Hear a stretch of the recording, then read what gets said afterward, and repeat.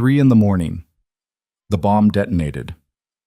Elena Vale lay beneath the rubble, ears ringing from the explosion, tasting blood and plaster dust while security alarms screamed through the smoke. She had been invisible her entire life. A cleaning woman nobody noticed. Until Lucien Moretti saw her. Until his enemies decided she mattered. Now armed men were hunting her through burning airport corridors, while the most dangerous mafia boss in the country tore the city apart searching for her. 1 month ago, she was nobody. Tonight she became the reason empires would fall. Stay with me until the end. Hit like, and comment your city so I can see how far this story travels. 3 weeks earlier, Elena Vale pushed her cleaning cart through Terminal C at exactly 3:47 a.m., moving like a ghost through fluorescent-lit corridors that smelled of industrial cleaner and stale coffee. Her uniform hung loose on her frame. She'd lost weight again, couldn't afford to eat much between rent and the medical bills still arriving months after her father's funeral. Cancer didn't care that he was already dead. The collection agencies didn't either. She stopped at gate 52, pulling out her supplies with mechanical efficiency. Wipe down the armrests. Empty the trash. Vacuum the carpet. Repeat. Repeat. Repeat. This was her life now. Had been for 2 years, ever since she dropped out of the teaching program at the university to work double shifts caring for her dying father. The dreams of standing in front of a classroom felt like they belonged to someone else now. Some other Elena who still believed in futures. Excuse me. The voice cut through her thoughts like a blade. Deep, controlled, expensive. The kind of voice that expected to be obeyed. Elena looked up. The man standing 3 feet away didn't belong in an empty airport terminal at 4 in the morning. His suit probably cost more than she made in 6 months. Black, perfectly tailored, with a charcoal shirt underneath that made his amber-colored eyes look almost predatory in the harsh lighting. He was tall, maybe 6'2", with dark hair pushed back from a face that was handsome in a way that felt dangerous. Sharp jaw, high cheekbones. The kind of face that made smart women cross to the other side of the street. Elena's first instinct was to apologize, though she had no idea what for. "I'm sorry, I'll move." I dropped something. He gestured toward the space between 2 seats. A pen. It rolled under there. She blinked. A pen. This man, who looked like he could buy the entire airport, was asking her to retrieve a pen. Of course. Elena set down her spray bottle and crouched, reaching into the narrow gap. Her fingers closed around smooth metal. Expensive, heavy. The kind of pen that definitely wasn't sold at office supply stores. She pulled it free and held it out to him. Their fingers brushed when he took it. The contact lasted maybe half a second, but something electric shot up Elena's arm. She jerked back instinctively, nearly dropping her cleaning supplies. The man's eyes locked onto hers, and for the first time in 2 years, Elena felt truly seen. Not looked at, not glanced past. Seen. Like he was reading every exhausted, broken piece of her in a single glance. "Thank you." He didn't look away, didn't move, just stood there studying her face with an intensity that made her heart hammer against her ribs. "You're welcome." Elena's voice came out smaller than she intended. I have to finish this section." "What's your name?" The question caught her off guard. People didn't ask cleaning staff their names. They barely acknowledged their existence. "Elena." "Elena?" He repeated it slowly, like he was committing it to memory. "I'm Lucien." She nodded, throat dry, brain screaming at her to move, to get back to work, to stop standing here staring at a stranger like a stunned animal. But her feet wouldn't cooperate. "Do you work here every night?" Lucien asked. 5 nights a week, 11 to 7. That's brutal. She almost laughed. Brutal. Yeah, that was one word for it. "It pays the bills." Barely. "I really should have coffee with me." Elena's mouth fell open. "What?" "Coffee." Lucien tilted his head slightly, studying her reaction. "There's a place in the executive lounge. It's closed to the public right now, but I have access. 20 minutes, just conversation." This was insane. Men who looked like Lucien Moretti didn't ask women who looked like her, exhausted, underpaid, wearing a stained uniform, to have coffee at 4 in the morning. "I'm working," she said carefully. "Take a break." "I can't just—" "Yes, you can." Not aggressive, but absolutely certain. like he knew something about her schedule that she didn't. Elena should have said no, should have grabbed her cart and walked away, should have recognized the danger radiating off this man like heat from pavement in summer. Instead, she heard herself say, 20 minutes. Mott. The executive lounge looked like it belonged in a different universe. Leather chairs, marble floors, floor-to-ceiling windows overlooking the empty runways. Elena had cleaned this space 100 times, but never actually sat in it. She felt like an imposter as Lucian guided her to a corner table, his hand barely touching the small of her back, but somehow burning through the thin fabric of her uniform. He made coffee himself, didn't call anyone, didn't order anything, just moved behind the bar like he owned it and returned with 2 cups of something that smelled better than anything from the staff break room. "Sugar?" he asked. 2 packets. She took the cup, hands trembling slightly. "Thank you." Lucian sat across from her, his attention absolute and unwavering. Under better lighting, she could see he was probably in his early 30s. There were faint scars on his knuckles, a thin white line along his jaw, marks that suggested violence in his past. "Tell me about yourself," he said. "There's not much to tell." "I doubt that." Elena wrapped both hands around the warm cup, staring into the dark liquid. "I work nights cleaning the airport. I live in a studio apartment in Riverside. I owe more money than I'll ever be able to pay back. That's my life." "Why the debt?" The question was direct, almost invasive, but something about the way he asked made it feel less like prying and more like genuine interest. "Medical bills. My father had cancer. He died 8 months ago." She said it flatly, the way she'd learned to say it. No emotion, just facts. "The treatment didn't work, but the bills kept coming anyway." "I'm sorry." "Everyone's sorry." Elena met his eyes. "Nobody does anything about it, but everyone's sorry." Lucian's mouth curved slightly. Not quite a smile. "You're angry." "I'm tired." "You can be both." Yeah, she could. She was. "What about you?" Elena asked, deflecting. "What brings you to an empty airport at 4 in the morning?" "Business." "What kind of business?" "The kind that keeps irregular hours." Evasive, but fair. She was a stranger. He didn't owe her his life story just because he'd bought her coffee. They sat in silence for a moment, and Elena became acutely aware of how surreal this entire situation was. She was sitting in the executive lounge with a man who looked like he'd stepped out of a magazine, drinking expensive coffee, while her cleaning cart waited abandoned at gate 52. "I should get back," she said quietly. "Not yet." "I'll get in trouble." "You won't." Again, that absolute certainty. Elena frowned. "How do you know?" Lucian leaned forward slightly, elbows on the table, eyes never leaving her face. "Because I spoke to your supervisor 30 minutes ago and told him you'd be unavailable for the next hour." The coffee cup froze halfway to her lips. "You what?" "I wanted to talk to you, so I made arrangements." "You can't just—" Elena set the cup down hard enough that liquid sloshed over the rim. "You can't manipulate my work schedule without asking me." "I just did." "That's—" She stood abruptly, chair scraping against marble. "That's controlling and completely inappropriate." Lucian didn't move, didn't apologize, just watched her with those unnerving amber eyes. "You're right. It is." "Then why did you do it?" "Because from the moment I saw you, I knew I couldn't let you walk away without understanding what this is." What is?" He stood then, moving around the table with predatory grace until he was standing close enough that she could smell his cologne, something dark and expensive that made her head spin. "This," Lucian said quietly, "whatever this is between us. You feel it too. Don't pretend you don't." Elena's heart was pounding so hard she thought it might crack her ribs. "I don't know you." "Not yet." "This is crazy." "Yes." "I should leave." "But you won't." He was right. She hated that he was right.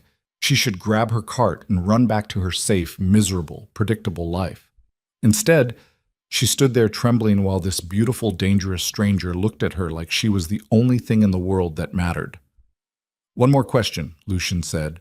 "Then I'll let you go back to work." Elena's voice came out as barely a whisper. "What question?" He reached into his jacket and pulled out a small black card, pressing it into her palm.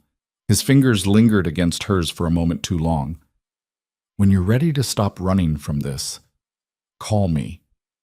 Then he walked away, leaving Elena standing alone in the executive lounge, holding a business card with nothing but a phone number embossed in silver. Her hand was still shaking when she returned to her cleaning cart 20 minutes later. Elena didn't call. For 3 days, she shoved the black card into the bottom of her purse and pretended the encounter at the airport had never happened. She worked her shifts, she paid what bills she could. She ignored the way her stomach twisted every time she walked past gate 52. But Lucian didn't ignore her. The first message arrived on her phone the next night. You're afraid. I understand. But fear doesn't make this go away. She deleted it. The second message came 12 hours later. I'm not going anywhere, Elena. She blocked the number. He sent flowers to her apartment. She had no idea how he'd found her address. A massive arrangement of white roses with a card that read, "Blocking my number won't stop me from thinking about you every minute of every day." She threw them in the dumpster, but the scent lingered in her apartment for days. On the fourth night, Elena arrived at the airport for her shift and found her supervisor waiting at the entrance with an uncomfortable expression. You've been reassigned, he said. What? Why? Don't know. Orders from upstairs. You're working the international terminal now, gates 70 through 85. Elena's blood went cold. I've worked Terminal C for 2 years. Not anymore. Here's your new schedule. He handed her a printed sheet and walked away before she could argue. The international terminal was on the opposite side of the airport, completely different section. And gate 52, where she'd met Lucien, was nowhere near it. He'd gotten her moved. Somehow this man had reached into her workplace and rearranged her entire schedule. Fury ignited in her chest, hot and bright and overwhelming.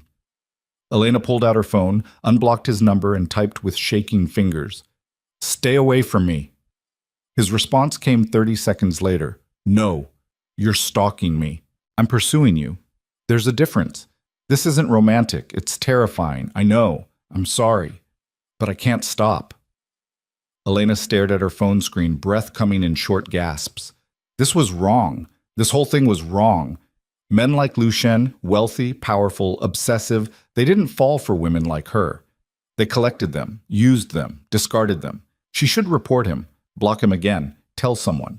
Instead, she typed, "Why me?" The response took longer this time, almost 5 minutes. When it came, it was longer than his previous messages. Because when I looked at you, I saw someone fighting, someone refusing to break even though the world has given you every reason to, someone beautiful and exhausted and angry and real. I've spent my entire life surrounded by people who want something from me. You didn't even want me to remember your name. That's why you... Elena read the message 3 times, tears burning behind her eyes. Then she turned off her phone and went to work. Basit. The flowers kept coming, a new arrangement every other day. He never sent them to her apartment again, always to the airport, always timed to arrive at the start of her shift. White roses, red roses, orchids, each with a card bearing a single sentence. I'm still here, still thinking about you, still waiting. Elena stopped throwing them away, started taking them home, hated herself for it. The messages continued too, but they changed. Less pursuit. More conversation. Lucien would send her things he'd seen that reminded him of her. A photo of sunrise over the city with the caption, "You should see the world when you're not working night shifts." A picture of a bookstore. "What do you read when you're not too exhausted?" She didn't respond, but she read every single message. 2 weeks after their first meeting, everything changed. Elena was cleaning gate 73 when her phone buzzed. She almost ignored it. Probably another message from Lucien, another beautiful distraction she couldn't afford. But something made her look. Come outside. North entrance. Now. Her heart stopped. What? Please, Elena. I need to see you. 5 minutes. That's all I'm asking. She should have said no. Should have blocked him permanently and filed a restraining order. Instead, she abandoned her cart and walked toward the north entrance with her pulse roaring in her ears. The automatic doors slid open, revealing the pre-dawn darkness outside. And there, Parked directly in the fire lane with absolutely no concern for airport security sat a convoy of 3 black SUVs. Lucien leaned against the middle vehicle, arms crossed, looking like every dark fantasy Elena had ever tried to suppress. He was wearing jeans and a black shirt, more casual than their first meeting, but somehow even more dangerous without the civilized veneer of the suit. The moment he saw her, he straightened. Elena walked toward him slowly, aware that she was still wearing her ugly uniform, that her hair was pulled back in a messy bun, that she probably smelled like industrial cleaning solution. "You came," Lucien said quietly. "You said 5 minutes. Clock's ticking." His mouth curved. "Fair enough. Get in the car." "Absolutely not." "Elena, I'm not getting into a strange man's car at 5 in the morning. Are you insane?" "Probably." He pushed off from the SUV, closing the distance between them. "But I'm also tired of chasing you through text messages. I want 5 minutes of your time, face to face, complete honesty. Then I'll leave you alone if that's what you really want." "You'll leave me alone?" "If you can look me in the eye and tell me you feel nothing, yes, I'll walk away." Elena's throat tightened. Because that was the problem, wasn't it? She couldn't say she felt nothing. She felt too much. This terrifying, overwhelming pull toward a man who had appeared in her life like a beautiful disaster. "One conversation," she said finally. "Somewhere public." Done. 20 minutes later, they were sitting in a 24-hour diner 3 blocks from the airport. Lucien had insisted on driving her himself, dismissing the SUVs with a gesture. His car was exactly what she'd expected. Sleek, black, expensive enough to make her nervous about touching anything. The diner was nearly empty. A tired waitress brought them coffee without being asked and disappeared back behind the counter. Lucien sat across from Elena in a cracked vinyl booth, and for the first time since they'd met, he looked uncertain. "I owe you an apology," he said. Elena wrapped her hands around her coffee cup. "For which part? The stalking? The manipulation? The flowers?" "All of it." He ran a hand through his hair, and she noticed his knuckles were bruised. Fresh injuries. "I've handled this badly, I know that, but I don't know how else to—" He broke off, jaw clenching. "I've never done this before." "Pursued someone?" "Felt like this about someone." The honesty in his voice made her chest ache. "Lucien." Elena leaned forward slightly. "I need you to understand something. I'm not playing hard to get. I'm not testing you. I'm genuinely terrified of you." "I know." "No, I don't think you do." She took a breath. "Men like you don't notice women like me unless they want something. And I can't figure out what you want. That scares the hell out of me." "You think I want to hurt you. I think you could. Very easily." Lucien was quiet for a long moment, staring down at his coffee. When he finally looked up, his amber eyes were raw with something that looked like pain. "You're right," he said quietly. "I could hurt you. Probably will, even if I don't mean to. Because I'm not a good man, Elena. I've done things that would make you run screaming if you knew the truth." Her pulse stuttered. "What kind of things?" "The kind I can't undo. The kind that have made me a very dangerous person to be close to." This was it. This was where she should stand up, walk away, protect herself from whatever darkness lived inside this man. "Tell me the truth," Elena said instead. "Who are you? Really?" Lucien held her gaze for a long, tense moment. Then he reached into his pocket and pulled out his phone, sliding it across the table. The screen showed a news article from 6 months ago. The headline read, "Moretti Empire Expands. Lucien?" Moretti assumes full control following father's death. Elena's hands shook as she scrolled through the article. Words jumped out at her. Organized crime, mafia connections, investigated but never charged, dangerous reputation, estimated net worth in the hundreds of millions. "Oh my God," she whispered. "I run the Moretti organization," Lucien said flatly. "My father built an empire on violence and fear, and when he died, I inherited all of it. The businesses, the territory, the enemies, all of it." Elena set the phone down carefully, afraid she might drop it. "You're a criminal." "Yes." "A mafia boss." "Yes." "And you've been stalking me for 2 weeks." "Yes." She should be running, should be screaming, should be calling the police, though what good would that do against a man who apparently owned half the city? "Why?" Her voice cracked.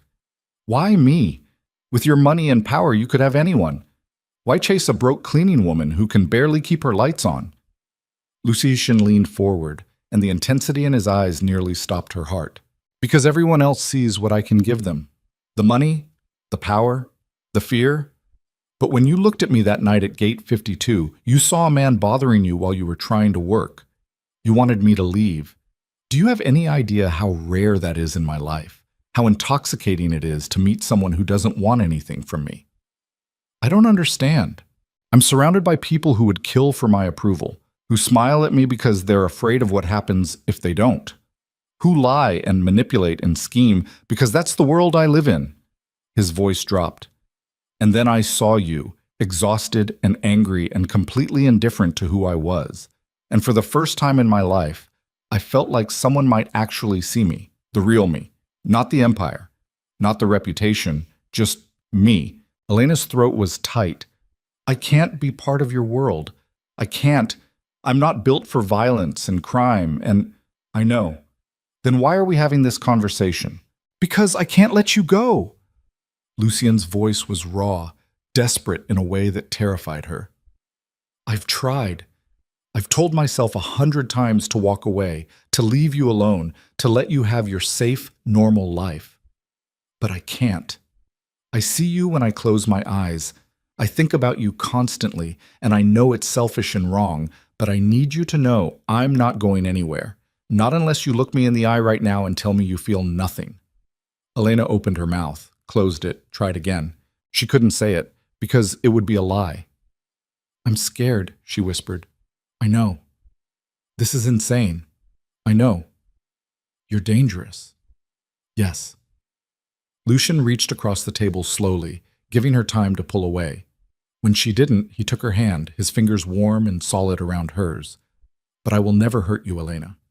Everyone else, yes. I'm violent and ruthless and capable of terrible things, but never you. You're the only light I've found in 20 years of darkness. A tear slid down her cheek before she could stop it.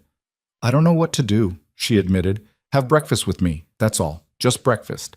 And then I'll take you home, and you can decide if you ever want to see me again. It was such a small thing. Breakfast, normal, almost innocent. But Elena understood what he was really asking. Let me in. Let me try. Give me a chance. She should say no, should protect herself, should run. Okay, Elena heard herself say. Breakfast? Lucien's expression cracked open with something that looked like relief and hope and desperate gratitude all mixed together.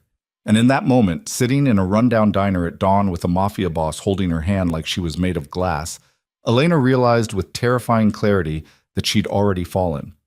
She just hadn't admitted it yet. The sun was rising when Lucien drove her back to her apartment. Neither of them had talked much during breakfast, just existed in the same space, drinking coffee, sharing silence that somehow felt more intimate than words. He pulled up outside her building, a rundown complex in a neighborhood that definitely didn't see cars like his very often. This is me, Elena said quietly. Lucien looked at the building with an expression she couldn't read. You live here alone? Yeah. It's not safe. It's what I can afford. His jaw clenched, but he didn't argue. Instead, he turned to face her, and the intensity of his gaze made her breath catch. Can I see you again? He asked. I don't know. That's not a no. It's not a yes either. Lucien reached out slowly, giving her every opportunity to stop him, and brushed a strand of hair back from her face. His touch was gentle, so gentle it made her ache. I'll wait, he said. However long you need. Elena's heart was pounding. And if I decide this is too dangerous? If I decide I can't do this? Then I'll hate it, but I'll respect it. She believed him. God help her. She believed him. I need time, Elena whispered. Take all the time you need. She opened the car door, started to step out, then paused. Against every survival instinct she possessed, she turned back.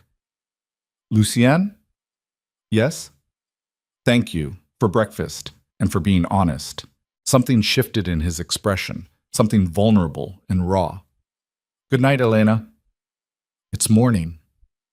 Then good morning. She smiled despite everything.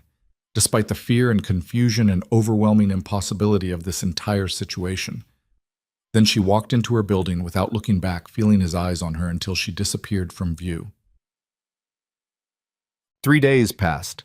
Elena worked her shifts, avoided Gate 52 and the international terminal like it carried a plague, stared at her phone 100 times without calling. The flowers stopped coming. The messages stopped. Lucien had meant what he said. He was giving her space. Somehow, that made it worse. On the 4th day, Elena's apartment building lost power. Again. The landlord claimed it was electrical issues, but Elena knew the truth. He simply hadn't paid the utility bills. She sat in the dark, wrapped in a blanket, eating cold soup straight from the can because her electric stove didn't work. This was her life. This was her future. Working until her body gave out, drowning in debt, alone in the dark. Her phone buzzed. She looked at the screen, expecting a collection agency or her supervisor with another schedule change. Instead, it was Lucien. "I miss you." 3 words, that's all. But they cracked something open inside her chest. Elena stared at the message for a long time. Then, hands shaking, she typed back, "I miss you too." The response came instantly. "Can I see you?" "When?" "Now. I'm outside." Her heart stopped. She jumped up, stumbling to the window and pulled back the curtain. Sure enough, there was Lucien's sleek black car parked on the street below, and he was leaning against it, phone in hand, looking up at her building. Even from 4 floors up, she could feel the intensity of his gaze. Elena grabbed her coat, didn't even bother changing out of her sweatpants and old t-shirt, and ran down the stairs, taking them 2 at a time. She burst through the front entrance, and Lucien straightened immediately, his expression transforming from tense to cautiously hopeful in an instant. They stood there on the cracked sidewalk, 5 feet apart, just looking at each other. "Hi," Elena said breathlessly. "Hi." Lucien took a step closer. "Your building has no power. How did you—" She stopped. Of course he knew. He seemed to know everything. "It happens sometimes. That's not acceptable. It's my life." "It doesn't have to be." Elena wrapped her arms around herself. "I didn't call you here to fix my problems." "Why did you call me here?" Good question. She didn't have a good answer. "I don't know," she admitted. I needed to see you." Something blazed in Lucien's eyes, hot and fierce and consuming. "Say that again." "What?" "That you needed to see me." "Say it again, so Elena's voice broke. "I needed to see you. I tried not to. I tried to forget about you and move on and be smart. But I can't stop thinking about you, and I hate it, and I'm terrified, but I needed to see you." Lucien closed the distance between them in 2 strides and pulled her against his chest so hard it knocked the breath from her lungs. He didn't kiss her, didn't say anything, just held her like she was the only thing keeping him anchored to the earth.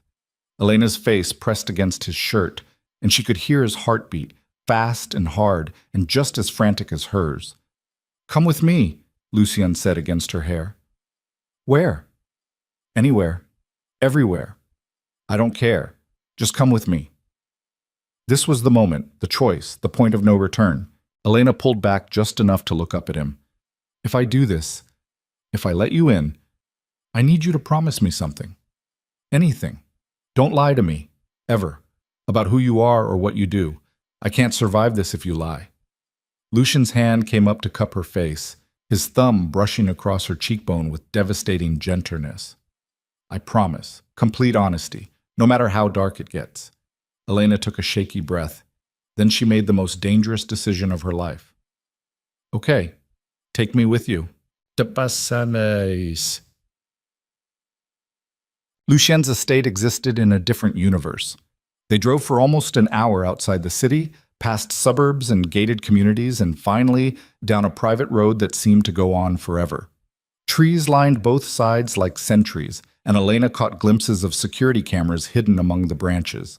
When they finally reached the main house, Elena's mouth fell open. It wasn't a house, it was a mansion. 3 stories of stone and glass surrounded by manicured gardens that probably required a full-time staff to maintain. "You live here?" she asked faintly. "Yes?" Lucien parked in a circular driveway in front of massive double doors. "Come inside."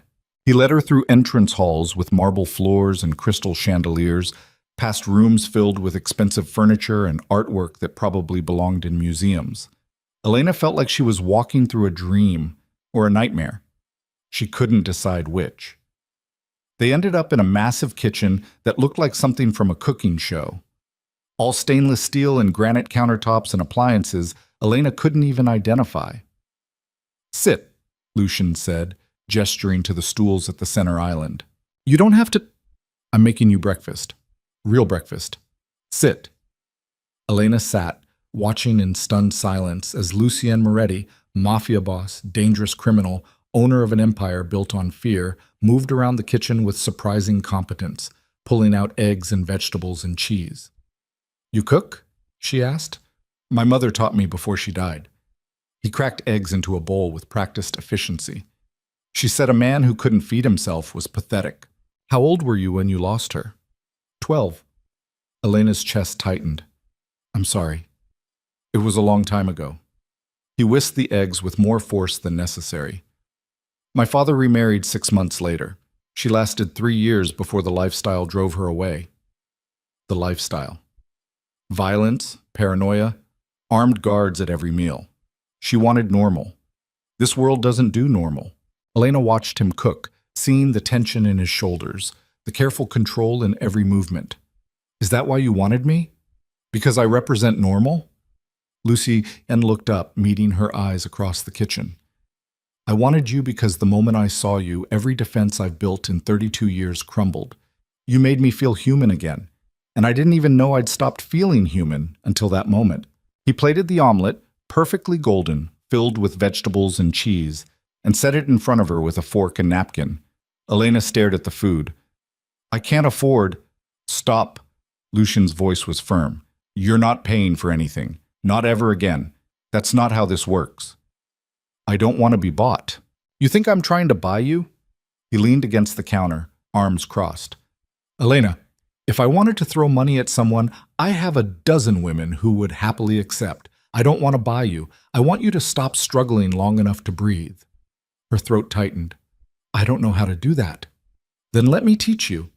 They ate in silence. Well, Elena ate while Lucien watched her with an intensity that made every bite feel significant. The omelet was perfect. Of course it was. When she finished, Lucien took her plate and set it in the sink, then turned back to her. "I need to tell you something," he said quietly, "and it's going to scare you." Elena's stomach dropped. "What?" "I had you investigated." The kitchen went very cold. "You what?" "After we met, I hired someone to find out everything about you. Your father's medical bills, your student loans, your eviction notice from 2 months ago that you managed to fight, your landlord's history of utility shutoffs, all of it." Elena slid off the stool, hands shaking. "You invaded my privacy." "Yes." "You had no right." "I know." Lucian didn't move, didn't try to justify it. "I needed to know who you were, if you were a threat, if someone had sent you." "A threat?" Elena's voice rose. "I'm a cleaning woman. And I'm a man with a lot of enemies who would love nothing more than to hurt me through someone I care about." The admission hung in the air between them. "You barely know me," Elena whispered. "I know enough." Lucien's jaw clenched. "I know you worked 3 jobs while your father was dying. I know you dropped out of school a month before graduating because he needed full-time care.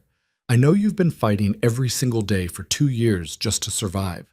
I know you're stronger than anyone I've ever met." Tears burned behind Elena's eyes. "That doesn't give you the right to violate my privacy." "You're right. It doesn't. And I'm not going to apologize for it because I do it again." He took a step toward her. "But I'm going to promise you that from this moment forward, I won't hide anything from you. You want to know something? Ask. You'll get the truth. Always." Elena wiped at her eyes angrily. "I should leave." "Do you want to?" "Yes." "No, I don't know." She pressed her palms against her temples. "This is too much. You're too much." "I know." Lucian's voice softened. "I know I'm overwhelming. I know I'm controlling and obsessive and probably halfway to insane when it comes to you. But I can't change that, Elena. I can only promise that everything I do comes from wanting to protect you, not control you." That's the same thing. No, it's not.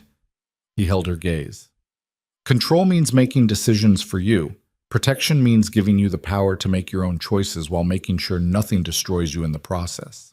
Elena's breath shuddered. And if I choose to walk away right now?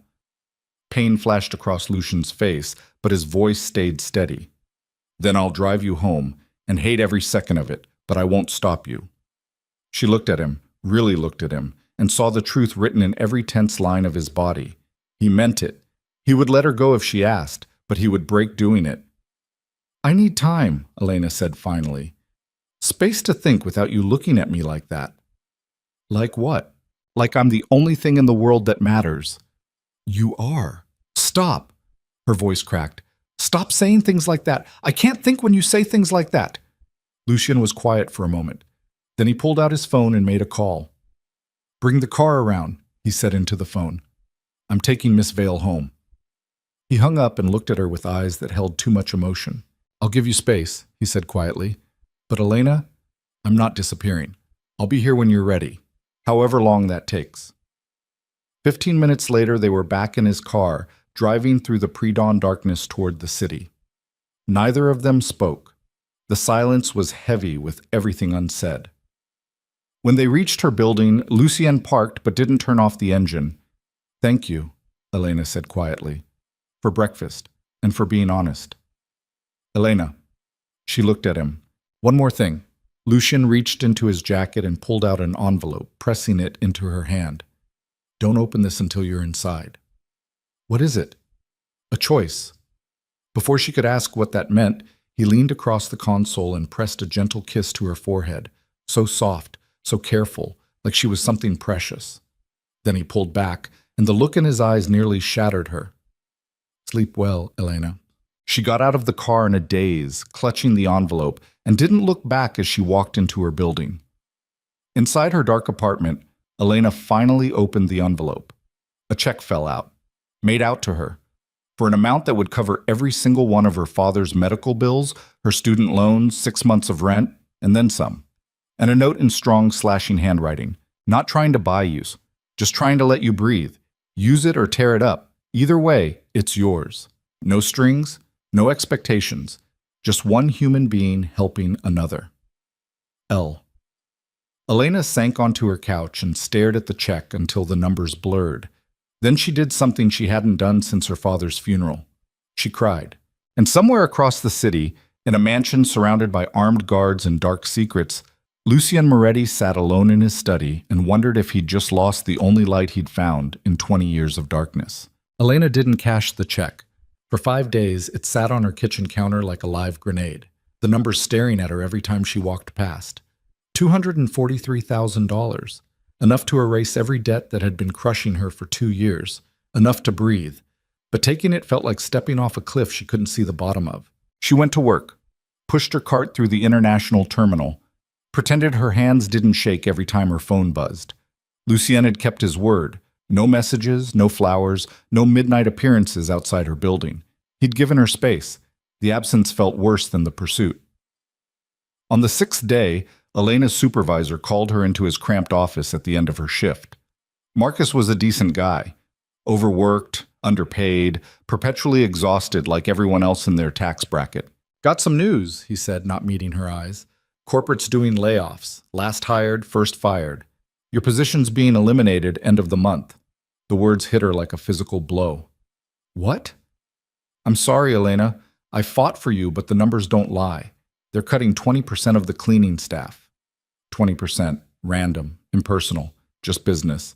Except Elena knew better. She walked out of that office, pulled out her phone, and called Lucien for the first time. He answered on the first ring. Elena. Just her name. But the way he said it, like he'd been holding his breath for 6 days waiting to hear her voice, made her chest tight. Did you get me fired? Her voice was shaking. Silence. Then, yes. The honesty shouldn't have surprised her. He'd promised no lies. But hearing it still felt like a punch to the gut. Why? She demanded.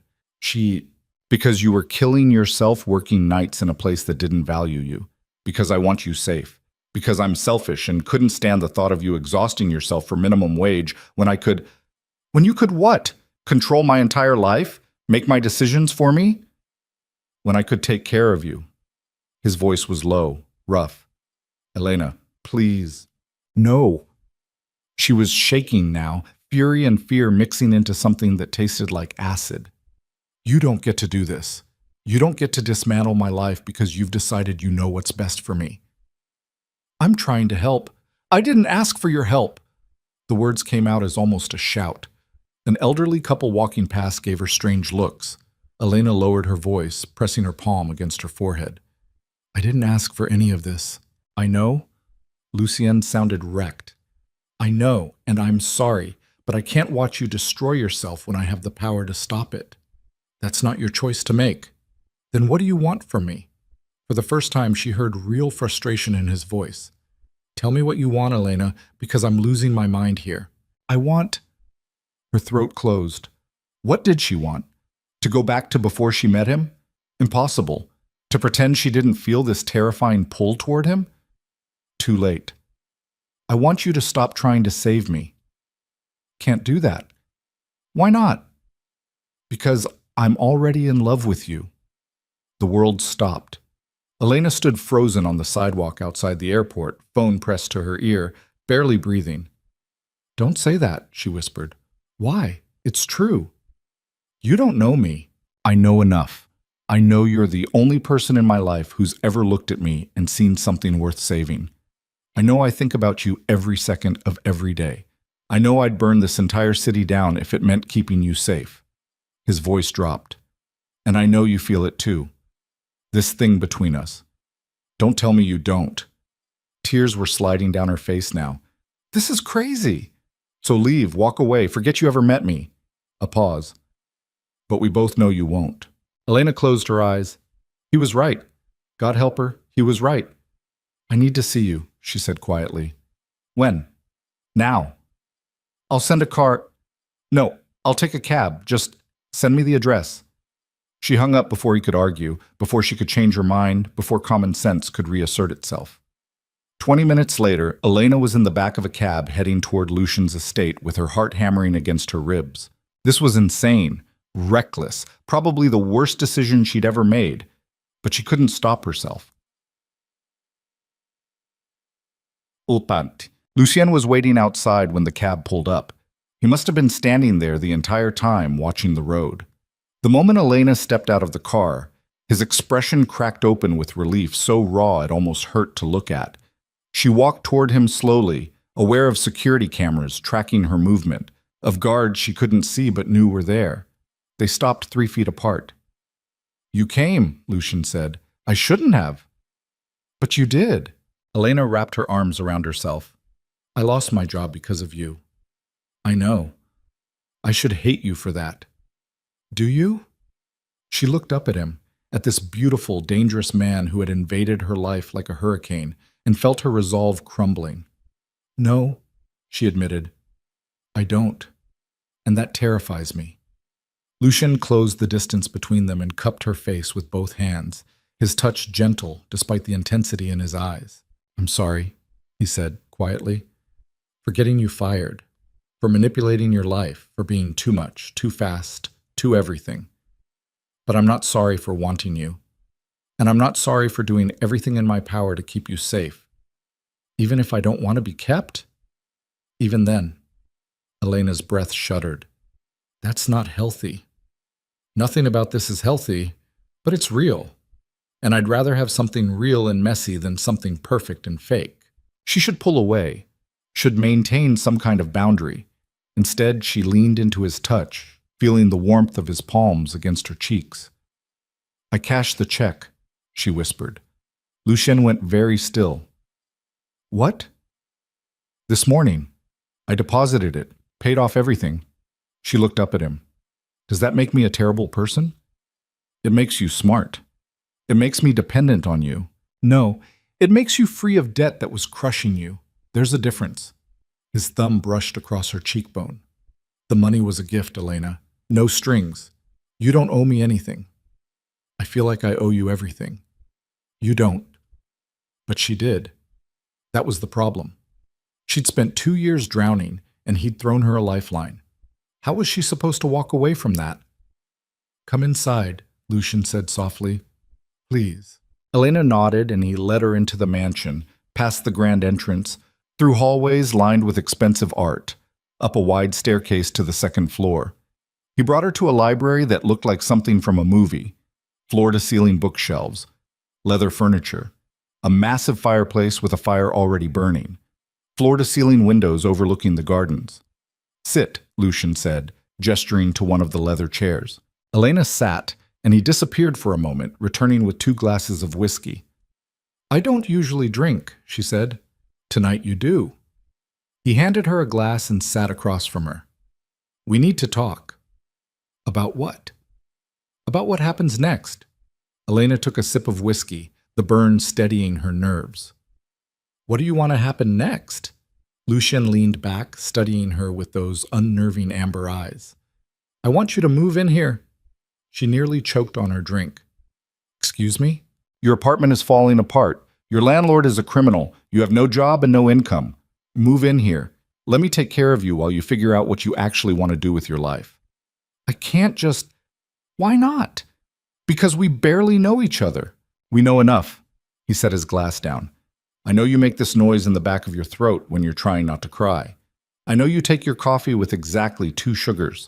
I know you wanted to be a teacher before life got in the way. I know you're scared of me but want me anyway. What else do I need to know? Everything, Elena thought. You need to know everything I'm not saying. This is moving too fast, she said instead. Would you prefer I court you for 6 months, take you on proper dates, pretend we're normal people having a normal relationship? Lucian leaned forward. We both know that's not what this is. This is obsession. This is 2 broken people finding something that makes them feel less broken, and I'm not going to waste time pretending otherwise. Elena's hands were shaking. What if I say no? Then I'll be disappointed, but I won't force you. You'll just manipulate circumstances until I have no other choice. His jaw clenched. That's not fair. Isn't it? Elena stood, pacing toward the windows. You got me fired, Lucian. You invaded my privacy. You sent me enough money to solve all my problems. And now you're offering me a place to live when you know I have nowhere else to go. How is that not manipulation?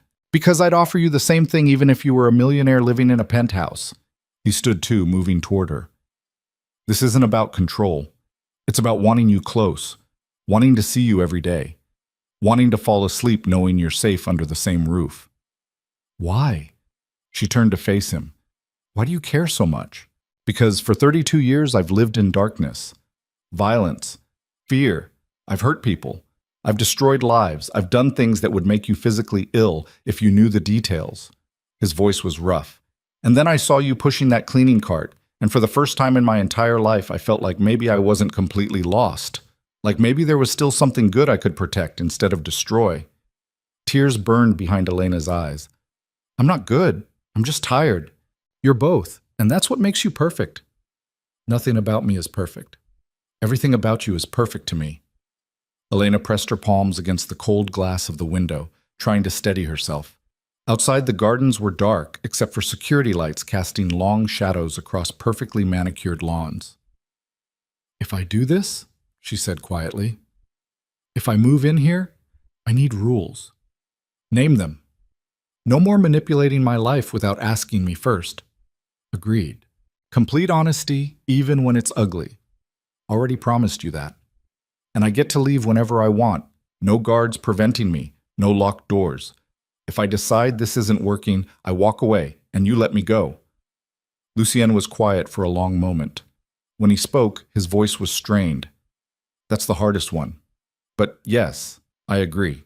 Elena turned to look at him. Just like that? Just like that. He moved closer, stopping just inches away. I want you here because you choose to be here, not because I've trapped you. Even if choosing to leave destroys you? Even then. She searched his face for any sign of deception and found none. Just raw honesty and desperate hope. Okay, Elena whispered. I'll stay. For now.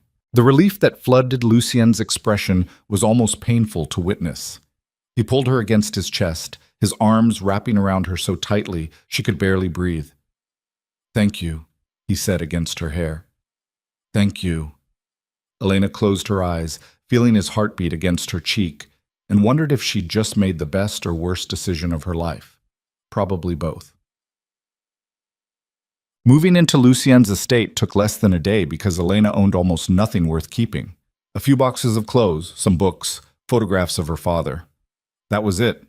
The physical remnants of 26 years condensed into the trunk of Lucien's car. He gave her a bedroom on the second floor, massive, with an attached bathroom that was bigger than her entire old apartment. The closet alone could have housed a family of 4. "This is too much," Elena said, standing in the doorway. "It's yours." Lucien set her boxes down on the bed. "Decorate it however you want. Change everything. I don't care. Just make it feel like home." Home. The word felt foreign. That first night, Elena lay awake in a bed so soft it felt like floating, staring at the ceiling and wondering what the hell she'd done. Somewhere in this massive house, Lucien was also awake. She could feel it somehow, like their insomnia was synchronized. Around 2 in the morning, there was a soft knock on her door. Elena sat up. "Come in." Lucien entered wearing just sleep pants and a t-shirt. In the dim light from the hallway, she could see dark circles under his eyes. "Can't sleep?" he asked. "No, you?" "Never could." He stayed near the door, not presuming entry. "I just wanted to make sure you were okay." "Define okay." His mouth curved slightly. "Fair point." He was quiet for a moment. "I know this is strange, living here, being in my world. If you need anything." "Lucien." "Yes?" "Stop hovering and come sit down." He crossed the room and sat on the edge of her bed, careful to maintain distance. Up close, she could see the tension in his shoulders, the exhaustion carved into his features.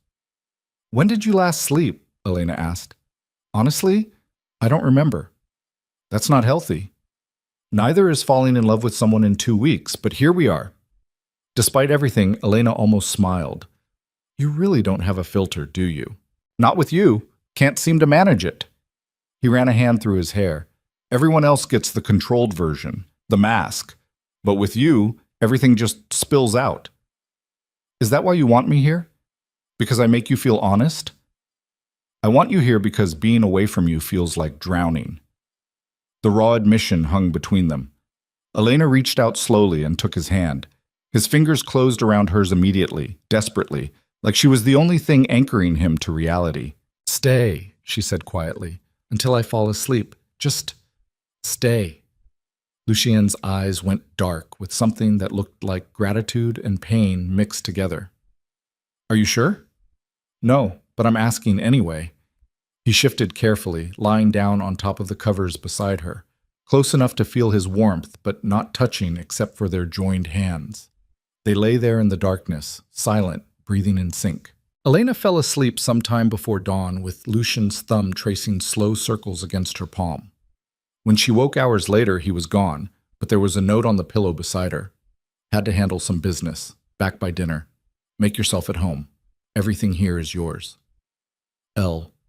Elena pressed the note against her chest and tried to ignore the way her heart stuttered. The next 2 weeks fell into a strange rhythm. Lucien left early most mornings. Business, he called it, though Elena knew what that really meant. He was running a criminal empire, making decisions that probably involved violence and money and things she was better off not knowing. But when he came home, he was just Lucien. They had dinner together every night. Real dinners, not takeout or canned soup. Lucien cooked most of the time, and Elena discovered he was genuinely talented in the kitchen. Some nights they talked for hours. Other nights they sat in comfortable silence, just existing in the same space. He never pushed for more than she was willing to give. Never pressured her for physical intimacy beyond the occasional hand-holding or his arms around her when she needed comfort. It should have felt wrong, this domesticity with a mafia boss. But somehow it felt more right than anything in Elena's life had felt in years. Until the night everything shattered. Elena was reading in the library when she heard raised voices from downstairs. Male voices. Angry. She set down her book and moved toward the stairs, staying out of sight. "Told you to handle it quietly." That was Lucien, and she'd never heard him sound like that. Cold. Lethal. "We did handle it," another voice, rougher. "But the bastard talked before we could stop him." "Who did he talk to?" Russians. Volkov's people. Silence. Then, fuck. Boss, if they know about her, they don't. They might. We can't risk. I said they don't. Lucien's voice was absolute. And if they even think about touching her, I'll paint the streets with their blood. Elena's stomach dropped. We should move her, the other man said. Somewhere safer. Somewhere they can't. Yeah, she stays here. With me. Where I can protect her. Lucien, that's not up for debate, Marco. Then we need to hit them first. Take out Volkov before. I'm already planning it. A pause. Double the security detail. I want eyes on every entrance, every road, every possible approach. If a goddamn bird flies over this property without authorization, I want to know about it. Done. Elena's heart was pounding. She should go back to the library, pretend she hadn't heard, but her feet wouldn't move. What about the girl? Marco asked. Does she know what she's gotten into? No, and she's not going to. Not if I can help it. You can't protect her from this forever. Watch me. Footsteps. Elena scrambled backward, but too late. Lucien appeared at the top of the stairs and froze when he saw her standing there, eyes wide, face pale. Elena. His expression shifted from deadly to devastated in a heartbeat. How much did you hear? Enough. Her voice was shaking. Who's Volkov? No one you need to worry about. Bullshit. I heard what he said. About moving me. About them knowing about me. Fear was clawing at her throat. What's going on, Lucien? He moved toward her slowly, hands raised like he was approaching a frightened animal. Come to the library. Let me explain. Explain what? That you've put a target on my back? That people are going to come after me because of you? No one is coming after you. You just ordered someone to double your security because Russians might know I exist. Her voice was rising, panic bleeding through. How is that not a threat? Elena, please. No. She backed away from him. You said complete honesty. You promised. I am being honest. Then who the fuck is Volkov? And why did that man downstairs sound terrified when he mentioned his name? Lucien's jaw clenched. For a long moment, he just stared at her, clearly weighing how much truth to give. Finally, he said, Dmitry Volkov runs the Russian syndicate in this city. He's been trying to take my territory for 2 years.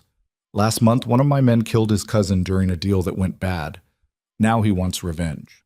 The floor felt unsteady beneath Elena's feet. And he knows about me? Maybe. We're not sure yet. Jesus Christ. She pressed her hands against her face. I can't. This is exactly what I was afraid of. Getting pulled into your world. Becoming a target.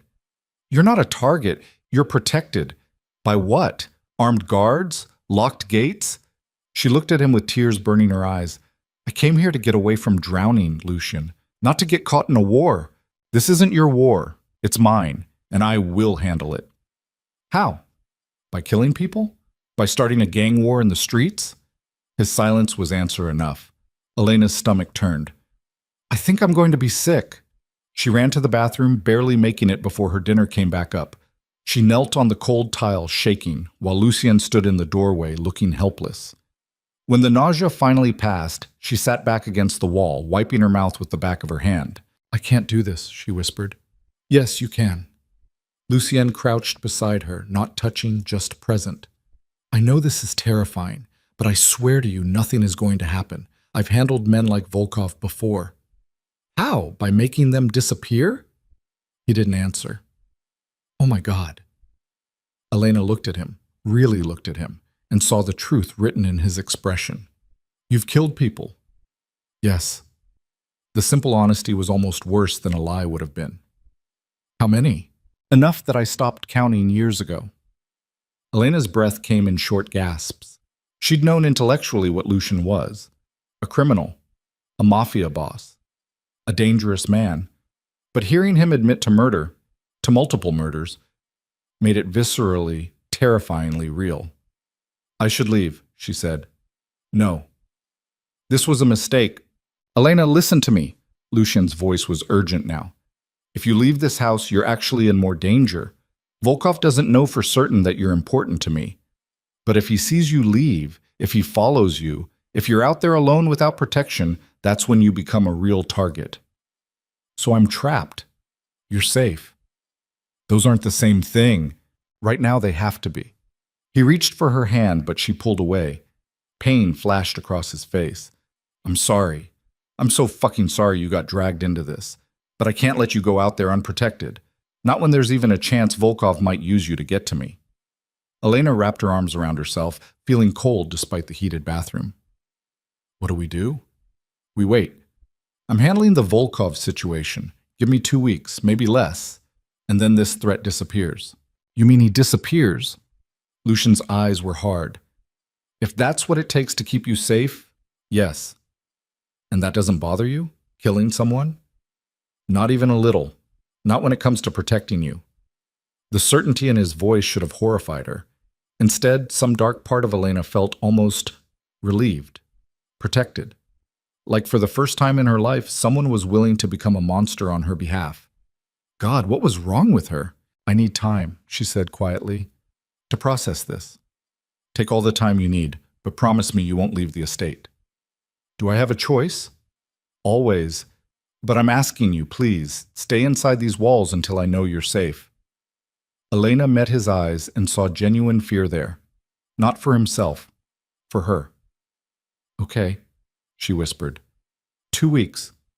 But then we talk about this. Really talk. No more half-truths. I promise. She didn't believe him, not entirely, but she nodded anyway. The next week was tense. Lucien barely left the estate, conducting business from his study with an endless parade of hard-faced men coming and going at all hours. Security increased until Elena felt like she was living in a military compound.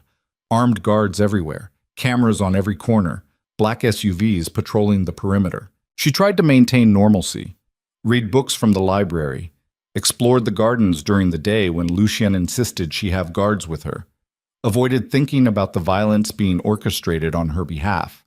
But at night, lying alone in her too-big bed, the fear crept in. What if someone got through the security?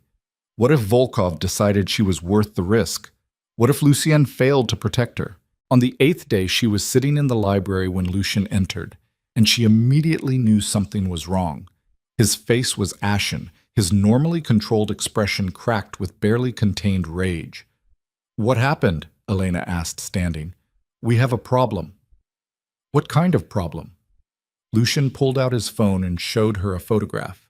It was Elena, taken from a distance, leaving the airport on her last shift. Someone had been watching her. Volkov sent this to me an hour ago, Lucien said, voice tight, with a message. What message? That he knows you exist, that he knows you matter to me, and that unless I withdraw from the harbor district, he'll make sure I regret ever touching what's his. Elena's blood went cold. The harbor district? Territory I took from him 6 months ago. He wants it back. Lucien's jaw clenched. He thinks threatening you will make me give it to him. Will it? No, because I'm not negotiating with him. I'm eliminating him.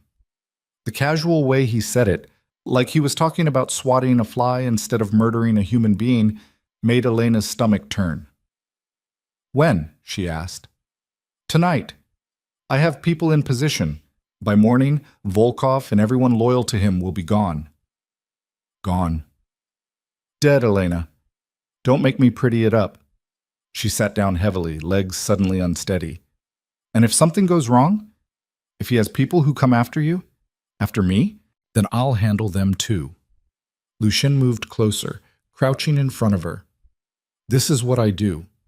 This is who I am. I don't lose, and I sure as hell don't let people threaten what's mine. I'm not a possession. No, you're so much more than that. His hand came up to cup her face. You're the only thing in this world I'm afraid of losing. Elena's eyes burned. I don't want you to kill for me. Too late. I'd kill 1,000 men if it meant keeping you safe. That's not love, that's obsession. It's both. He pressed his forehead against hers, and I'm done apologizing for it. They stayed like that for a long moment, breathing together, teetering on the edge of something that felt like disaster and salvation at the same time. Come back safe, Elena whispered. Always. He kissed her then, Not gentle, not careful, but desperate and claiming and full of dark promise. Elena kissed him back with equal desperation, her hands fisting in his shirt, and for those few seconds, the rest of the world disappeared. When he pulled away, his eyes were molten gold. "Lock yourself in your room tonight," he said. "Don't come out until I tell you it's safe. Lucienne, promise me." "I promise." He kissed her forehead and walked away, his shoulders set with lethal purpose. Elena watched him go and felt her heart crack open. She tried to follow his instructions, locked herself in her bedroom, turned on the television for background noise, tried to read, to sleep, to do anything except think about Lucien out there somewhere orchestrating violence. But around midnight, her phone buzzed. Unknown number. She should have ignored it, should have deleted it immediately. Instead, she opened the message. A photo. Lucien's car, parked outside what looked like an abandoned warehouse. And text below it, "He's going to die tonight, and then we're coming for you." Elena's hands shook so hard she nearly dropped the phone. This was a bluff. Had to be. Lucien had dozens of men, professional security. He knew what he was doing. But what if it wasn't a bluff? What if right now Lucien was walking into a trap? Another message. Your choice. Stay locked in your golden cage or save the man you love. Clock's ticking, princess. Attached was an address. Elena stared at it, heart hammering. This was insane. Going to that address would be suicidal. Volkov's people clearly wanted to lure her out, use her as bait, maybe kill her. But if there was even a chance Lucien needed help, she grabbed her jacket and phone, unlocked her bedroom door, and ran. The estate security was focused on external threats, not on one woman running through the gardens toward the back gate. Elena knew the codes, had watched Lucien punch them in a dozen times. Her fingers flew over the keypad, and the gate clicked open. She was through it and running down the dark road before anyone could stop her. A stupid, reckless, probably fatal decision. But Lucien had said he'd burn the city down for her. Seemed only fair she'd walk into fire for him. Walk. The warehouse address led to a neighborhood Elena didn't recognize. Industrial, abandoned, the kind of place where screams wouldn't draw attention. She approached on foot, having left the cab 6 blocks back because she wasn't completely suicidal. The building loomed against the night sky, dark and silent, except for a single light burning in a window on the second floor. Lucien's car was parked outside, exactly like the photo. This was a trap. Obviously a trap. Elena's phone buzzed again. "Come inside or we start cutting pieces off him." A photo loaded below the text. Lucien, bloodied and restrained in a chair, a gun pressed to his temple. The world tilted. Elena's breath came in ragged gasps. This couldn't be real, couldn't be happening. But the blood on Lucien's face looked real.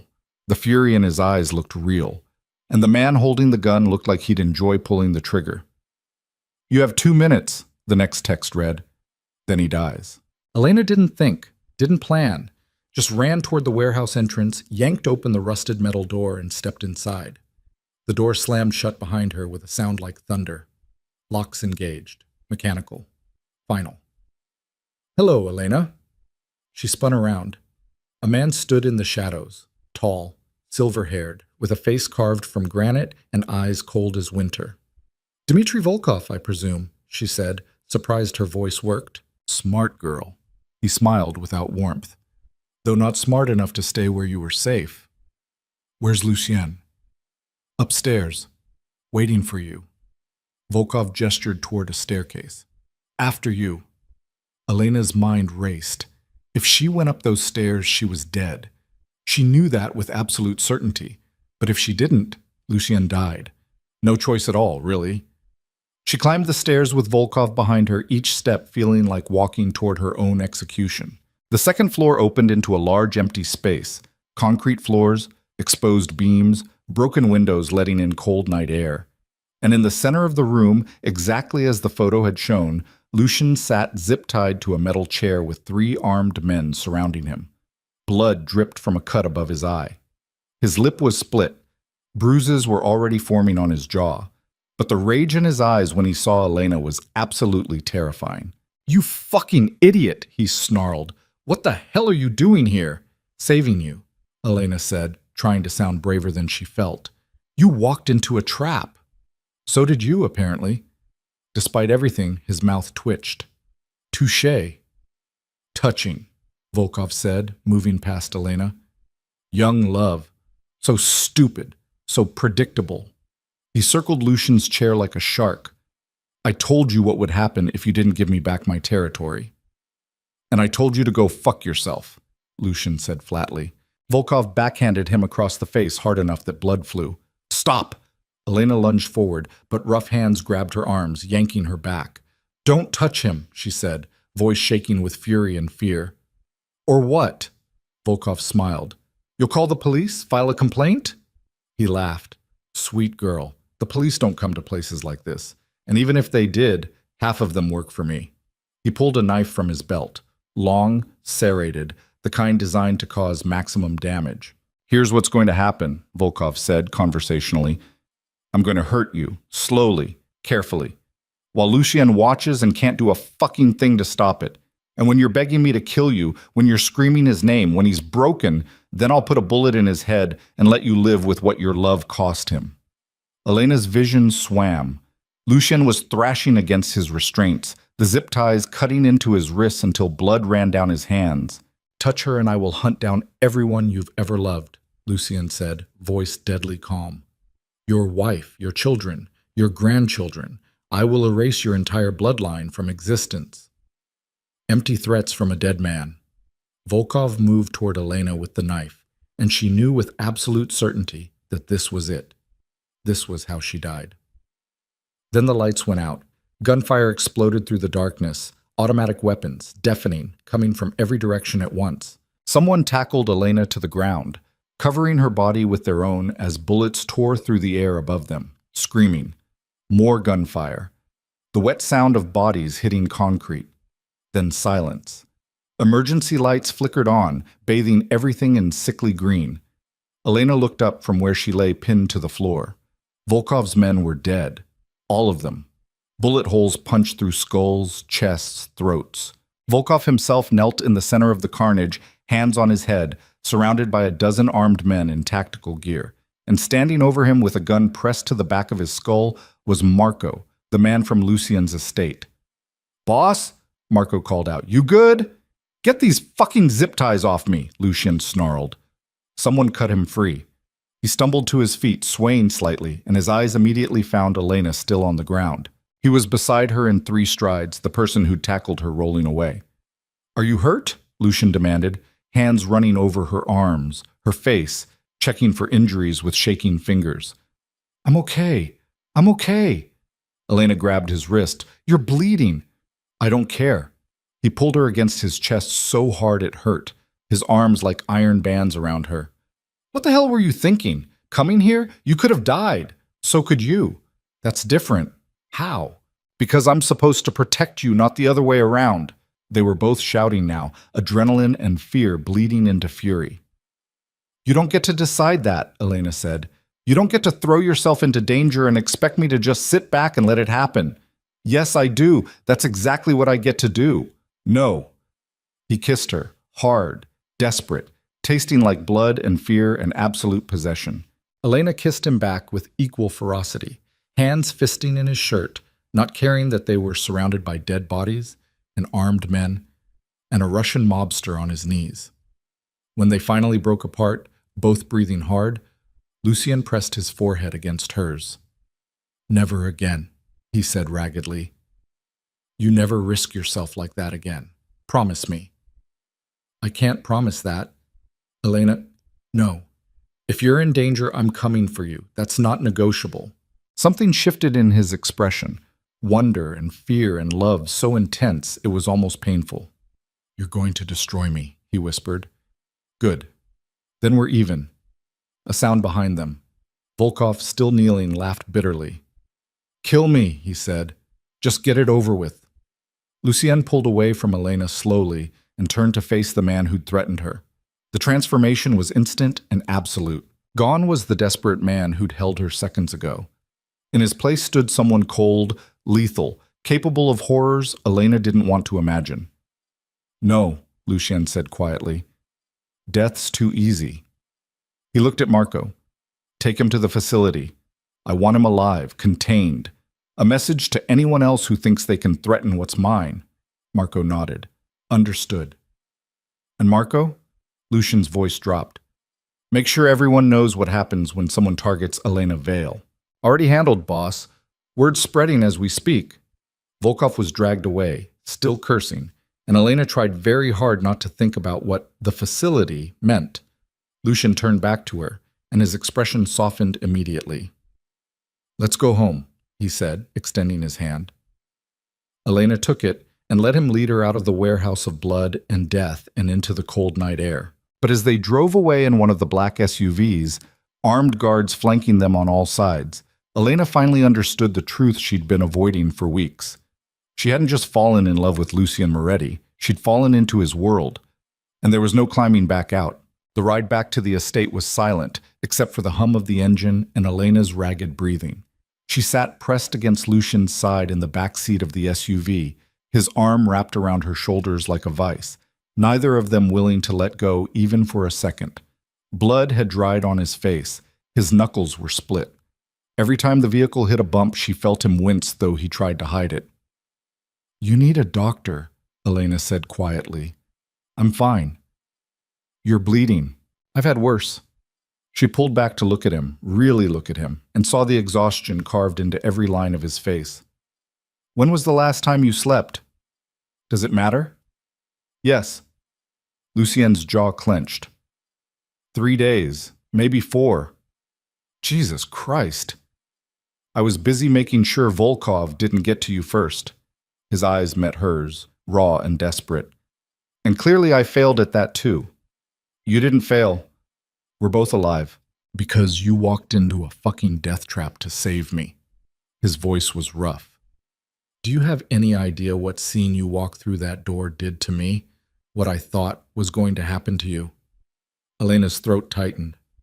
The same thing I thought when I saw that photo of you with a gun to your head. That's different. Stop saying that. She cupped his bruised face carefully. Stop acting like your life matters less than mine. It does. Not to me. Something cracked in Lucien's expression. He pulled her against him again, burying his face in her hair, and she felt him trembling. They stayed like that for the rest of the drive, holding on to each other like drowning people clutching driftwood. When they finally reached the estate, dawn was breaking across the eastern sky in shades of pink and gold, beautiful and completely at odds with the violence of the night behind them. Marco opened the car door. Medical teams waiting inside. I don't need... Lucien started. Yes, you do, Elena interrupted. And you're going to let them look at you, or I swear to God I'll tie you to a chair myself. Despite everything, his mouth curved slightly. Bossy. You have no idea. The medical team, a private doctor and 2 nurses who clearly worked for Lucien regularly based on their complete lack of reaction to his injuries, set up in one of the downstairs sitting rooms. They cleaned Lucien's wounds with efficient precision while he sat shirtless on a leather chair, jaw clenched against pain he refused to acknowledge. Elena watched from across the room, arms wrapped around herself, still shaking with residual adrenaline. The cut above his eye required 3 stitches. His ribs were bruised but not broken. The split lip would heal on its own. The doctor wrapped his abraded wrists with careful hands and gave him a prescription for pain medication Lucien would probably never take. You need rest, the doctor said. Real rest. At least 48 hours. Noted. Mr. Moretti, I'm serious. Your body can't sustain, but thank you, Dr. Chen. That will be all. The dismissal was absolute. The medical team packed up and left without argument, clearly accustomed to Lucien's stubbornness. When they were gone, Lucien stood slowly, wincing despite his best efforts to hide it, and crossed to where Elena still stood frozen. Come here, he said softly.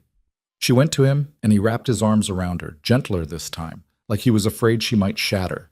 I'm sorry, he said against her hair, for all of it, for getting you involved in my world, for putting you in danger, for... Stop. Elena pulled back to look at him.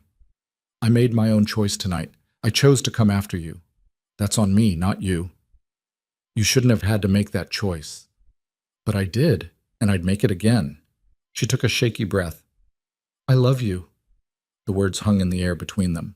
Lucien went very still, his eyes searching her face like he was trying to memorize every detail. Say that again, he said roughly. I love you. I'm terrified of you and this world you live in and what it's turning me into, but I love you.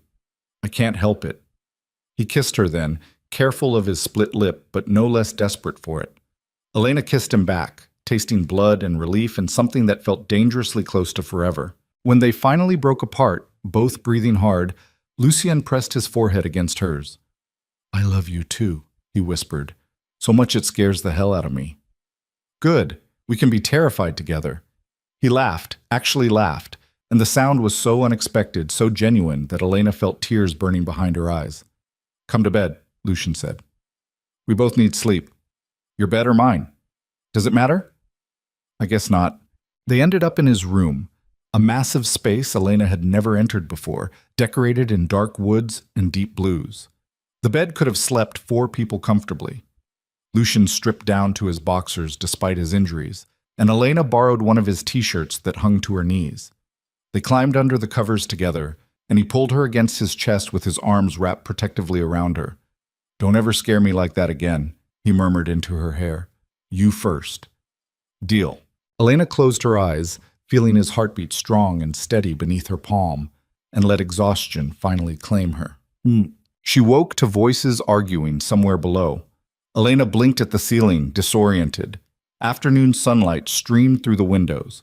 Beside her, Lucien was still asleep, his face peaceful in a way she'd never seen before. She should let him rest, should ignore whatever was happening downstairs, but the voices were getting louder. Carefully, Elena slipped out of bed without waking him and padded to the door. She eased it open and moved to the top of the staircase. Telling you it's a problem. That was Marco, sounding angrier than she'd ever heard him. The Bratva isn't going to let this slide. Let them try. A different voice. Cold. Unfamiliar.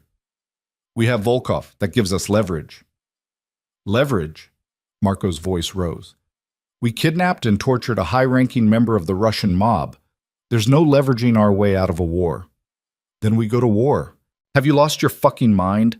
We're not equipped for a full-scale conflict with the Bratva. They have 3 times our manpower, twice our resources. And we have Lucien Moretti. That counts for something. It counts for a death sentence if we're not careful. Elena's blood ran cold. She crept down a few stairs, staying in the shadows, trying to hear better. What does the boss say? The unfamiliar voice asked. Nothing. He's been asleep for 12 hours. First real rest he's had in weeks. Because of the girl. Yes, because of the girl. There was a pause. Then Marco said quietly, This is her fault. All of it. If Lucien hadn't been so obsessed with protecting her, he never would have walked into Volkov's trap, never would have escalated things to this point.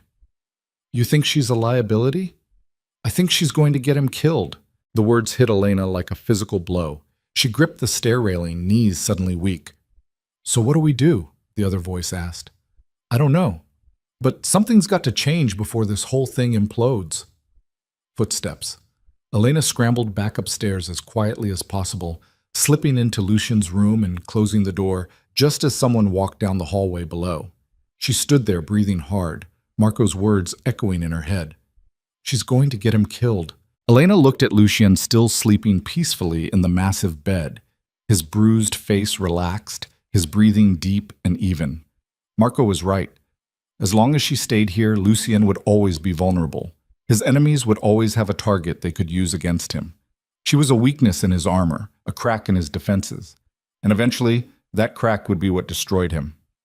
The realization settled over her like ice water. She couldn't stay. Trachon. Elena waited until evening to tell him. Lucien woke around 6, moving stiffly, but looking more rested than she'd seen him in weeks. They had dinner together, something simple the kitchen staff had prepared, and pretended everything was normal. Pretended the world outside these walls wasn't about to explode into violence. But when they retreated to the library afterward, Elena knew she couldn't put it off any longer. I need to leave, she said quietly. Lucien, who'd been pouring them both whiskey, went very still. What? I need to leave the estate. Leave you. It's not safe. Absolutely not. He set down the decanter with more force than necessary. We've been through this. You're safer here than anywhere else. I'm not talking about my safety. I'm talking about yours. Elena, I heard Marco and some other guy talking today. She forced herself to meet his eyes. He's right. I'm a liability. As long as I'm here, your enemies will use me against you. They'll keep coming after me to get to you, and eventually one of them will succeed. Let them try. Lucian crossed to her. I will burn this entire city to ash before I let anyone touch you. That's exactly the problem, her voice broke. You're willing to start a war over me. You're willing to risk everything you've built, everyone who depends on you because of one person. That's not strategic. That's not smart. That's love. He cupped her face in both hands. That's love, Elena, and I'm not apologizing for it. Tears burned behind her eyes. I can't be the reason you destroy yourself. You're not. You're the reason I want to build something better. How? By fighting the Russian mob? By making enemies of people who won't stop until you're dead? If that's what it takes. It's insane. So is everything about us. Lucien's thumb brushed across her cheekbone. We've been insane from the start. Why stop now? Elena pulled away from him, needing distance to think clearly. Because people are going to die, more people, and it will be my fault. No, it will be Volkov's fault, and the Bratva's fault if they decide to retaliate, but never yours. That's not how guilt works. Then I'll carry it for both of us.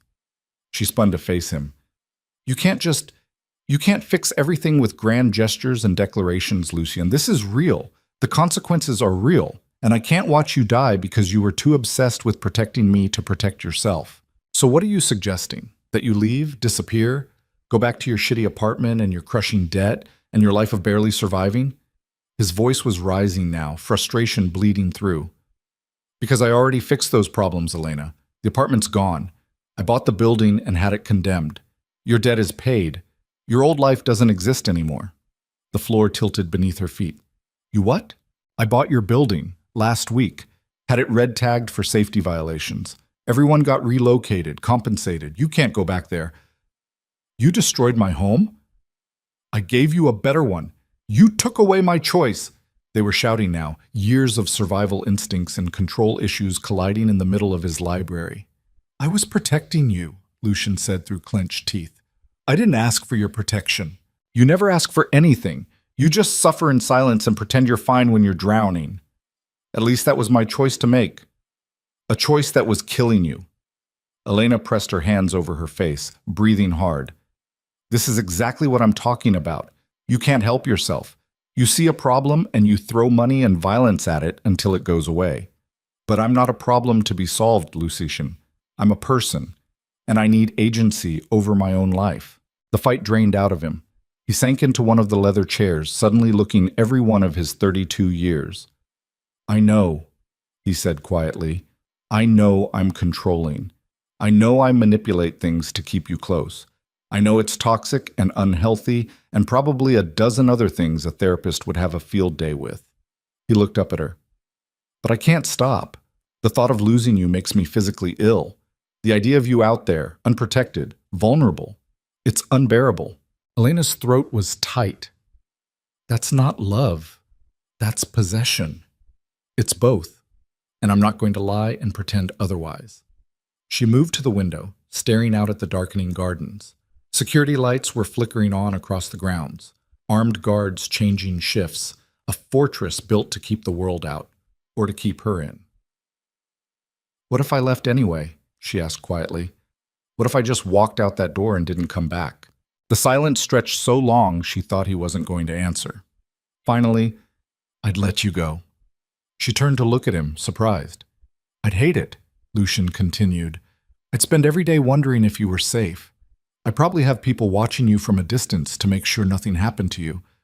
But I wouldn't drag you back, wouldn't force you to stay. His eyes met hers. Because as much as I want to keep you here, I want your happiness more, even if that means being without me. Tears were sliding down her face now. You're making this really hard. Good. Because walking away from this should be hard. Elena closed her eyes. I don't know what to do. Then stay. At least until things settle with the Bratva. At least until I know you're not in immediate danger. And then what? Then we figure it out. Together. It was such a small thing he was asking. Just stay. Just a little longer. But Elena understood what it really meant. Stay long enough for the obsession to deepen. Stay long enough that leaving became impossible. Stay long enough to lose herself completely in his world. Okay, she heard herself say. I'll stay, for now. Relief flooded Lucien's expression. He stood and crossed to her, pulling her into his arms. Thank you, he murmured against her hair. Elena held on to him and tried not to think about how much easier it would be to leave now versus in a month, or how she probably wouldn't be strong enough to leave at all. 3 days later, everything exploded. Elena was reading in the library when Marco burst through the door, his face ashen. Where's Lucien? He demanded. In his study. Why? What's wrong? Marco was already gone, running down the hallway. Elena abandoned her book and followed, anxiety clawing at her throat. She reached Lucien's study just as Marco was saying, Confirmed. The Bratva knows we have Volkov. They're demanding his release by midnight, or they're coming for us. Lucien looked up from his desk, his expression unreadable. Let them come. Boss, you're not hearing me. They're not sending a small crew. They're mobilizing everything. Every soldier, every resource. This is an all-out assault. How many? Intel says upwards of 200 men, armed to the teeth. They're not playing around. Elena's stomach dropped. 200? Both men turned to look at her. Lucien's jaw clenched. You shouldn't be hearing this, he said. Too late. She moved further into the room. 200 men against how many? We have about 60 on the grounds, Marco said. Another 40 we can call in within an hour. So we're outnumbered 2-1. At least. And they're coming tonight. Yes. Elena looked at Lucien, seeing the calculation happening behind his eyes. You can't win this. I can hold them off long enough to negotiate. With what leverage? They want Volkov back. If you give him up, I look weak. And every other organization in the city will think they can threaten me and get what they want. And if you don't give him up, everyone in this house dies. The blunt statement hung in the air. Marco cleared his throat. There is another option. I'm listening, Lucien said. We give them you. The temperature in the room dropped about 20 degrees. Explain, Lucien said, voice deadly quiet. Not for real, a trade. You for Volkov. We set it up in neutral territory, make the exchange, but we have shooters in position. The moment Volkov's secured, we extract you. That's insane, Elena said. They'll kill him the second they have him. Not if we have leverage they care about more than revenge. Like what? Marco's eyes flicked to Elena, then away. Understanding crashed over her like ice water. No, absolutely not. It would work, Marco said. They want Lucien dead, but they also want to send a message. If we offer both of you, no. Lucien's voice was absolute. Elena doesn't go anywhere near this. Then we're out of options, boss. We can't fight our way through 200 men. We can't negotiate without leverage. And we can't run because they'll hunt us down anyway. Marco leaned forward. This is the only play that keeps everyone alive. Find another play. There isn't one. Then we fight. And we die. So be it. Lucien slammed his hand on the desk. I'm not using Elena as bait. I'm not putting her in the line of fire. End of discussion. Marco's jaw clenched. You're letting your feelings cloud your judgment. My feelings are the only thing keeping me from putting a bullet in you right now for suggesting I sacrifice her. I'm not suggesting you sacrifice her. I'm suggesting we use her as leverage to save everyone in this house, including her. By putting her in the middle of a hostage exchange with Russian mobsters? By being smart instead of emotional? Enough!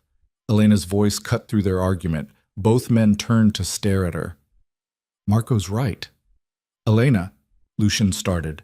No, listen to me. She moved closer, forcing herself to stay calm despite the terror flooding her system. If we don't do this, everyone dies. You, me, Marco, every guard on this property. All of them have families, children, people who depend on them. I don't care. Yes, you do. You're just too scared to admit it. She took his face in her hands. I trust you to keep me safe. I trust you to make this work. But you have to actually do it instead of letting your fear make decisions. If something happens to you, then we deal with it. Together. Like we have been. Lucien looked at her for a long moment, emotions warring across his face. Finally, he said, I need to think. We don't have time for thinking, Marco said. They'll be here in 8 hours. Then I'll think fast. Get out. Marco left without argument. Elena started to follow, but Lucien caught her wrist. Don't, he said quietly. Don't ask me to risk you. I'm not asking. I'm telling you it's the right move. There has to be another way. There isn't. We both know it. He pulled her against him, holding her so tightly it hurt. I can't lose you. You won't. You don't know that. Neither do you. But standing here arguing about it isn't going to change what needs to happen. She pulled back to look at him. Use me as bait. Set your trap. Get Volkov back to them. And then we end this. And if it goes wrong? Then at least we went down fighting instead of hiding. Lucien's eyes searched her face. Then he kissed her, desperate and claiming and full of fear he couldn't voice. When he pulled away, his expression had shifted into something cold and calculating, the mafia boss sliding back into place. Get Marco back in here, he said. We're doing this, but we're doing it my way. Look, the plan was insane and probably suicidal, but it was all they had. The exchange would happen at midnight in an abandoned shipyard on the edge of the harbor, neutral ground claimed by neither organization. Lucien and Elena would arrive with Volkov. The Bratva would send their representatives. They'd make the trade. Everyone would walk away. Except Lucien had no intention of letting it go that smoothly. He spent the next 6 hours positioning his entire network. Shooters on nearby rooftops, boats in the harbor, vehicles staged for rapid extraction, every person he trusted armed and ready to move. Elena watched him work from the corner of his study, seeing the transformation from the man who'd held her this morning to the strategic killer who'd built an empire on violence. This was who he really was beneath the expensive suits and careful control. A predator. A weapon. Someone who would burn the world down to protect what was his, and she was choosing to walk into danger beside him anyway. Around 11, Lucien finally looked up from the map spread across his desk. We need to talk about what happens if things go wrong, he said. They won't. Elena, she stood and crossed to him. They won't, because you're too smart and too ruthless to let them, because you have too much to lose. She took his hands. I believe in you, so stop waiting for everything to fall apart and trust yourself. Something shifted in his expression. I don't deserve you. Probably not, but you have me anyway. He kissed her forehead, gentle despite everything. If anything happens, if we get separated or things go sideways, you run. You don't look back. You don't try to save me. You just run, and you keep running until you're safe. I'm not leaving you. Yes, you are, because I can't do this if I'm worried about you. Elena wanted to argue, wanted to tell him she'd never abandon him, but she saw the fear in his eyes and understood what he needed to hear. Okay, she lied. If things go wrong, I'll run. He studied her face for a long moment, clearly not believing her, but accepting it anyway. Let's go end this, he said. Osik. The shipyard was exactly as atmospheric as every crime movie had ever promised. Rusted shipping containers, broken machinery, the smell of salt water and decay hanging heavy in the cold night air. Elena sat in the back of the SUV between Lucien and Marco, Volkov zip-tied and hooded in the seat across from them. 2 more vehicles flanked theirs, all of them rolling slowly through the maze of containers toward the designated meeting point. Remember the plan, Lucien said quietly. His hand found Elena's in the darkness, squeezing tight. Stay close to me. Don't speak unless spoken to. And when I give the signal, I know, Elena interrupted. She could hear her own heartbeat pounding in her ears. The vehicles stopped. Engines shut off. The sudden silence was deafening. Showtime, Marco said, checking his weapon one final time. They climbed out into the cold night. Elena could see lights in the distance. The Bratva's convoy approaching from the opposite direction. At least a dozen vehicles. Maybe more. Christ, Marco muttered. They brought an army. So did we, Lucien said calmly. They're just better hidden. The Bratva vehicles stopped about 50 yards away. Doors opened. Men poured out, armed, organized, moving with military precision.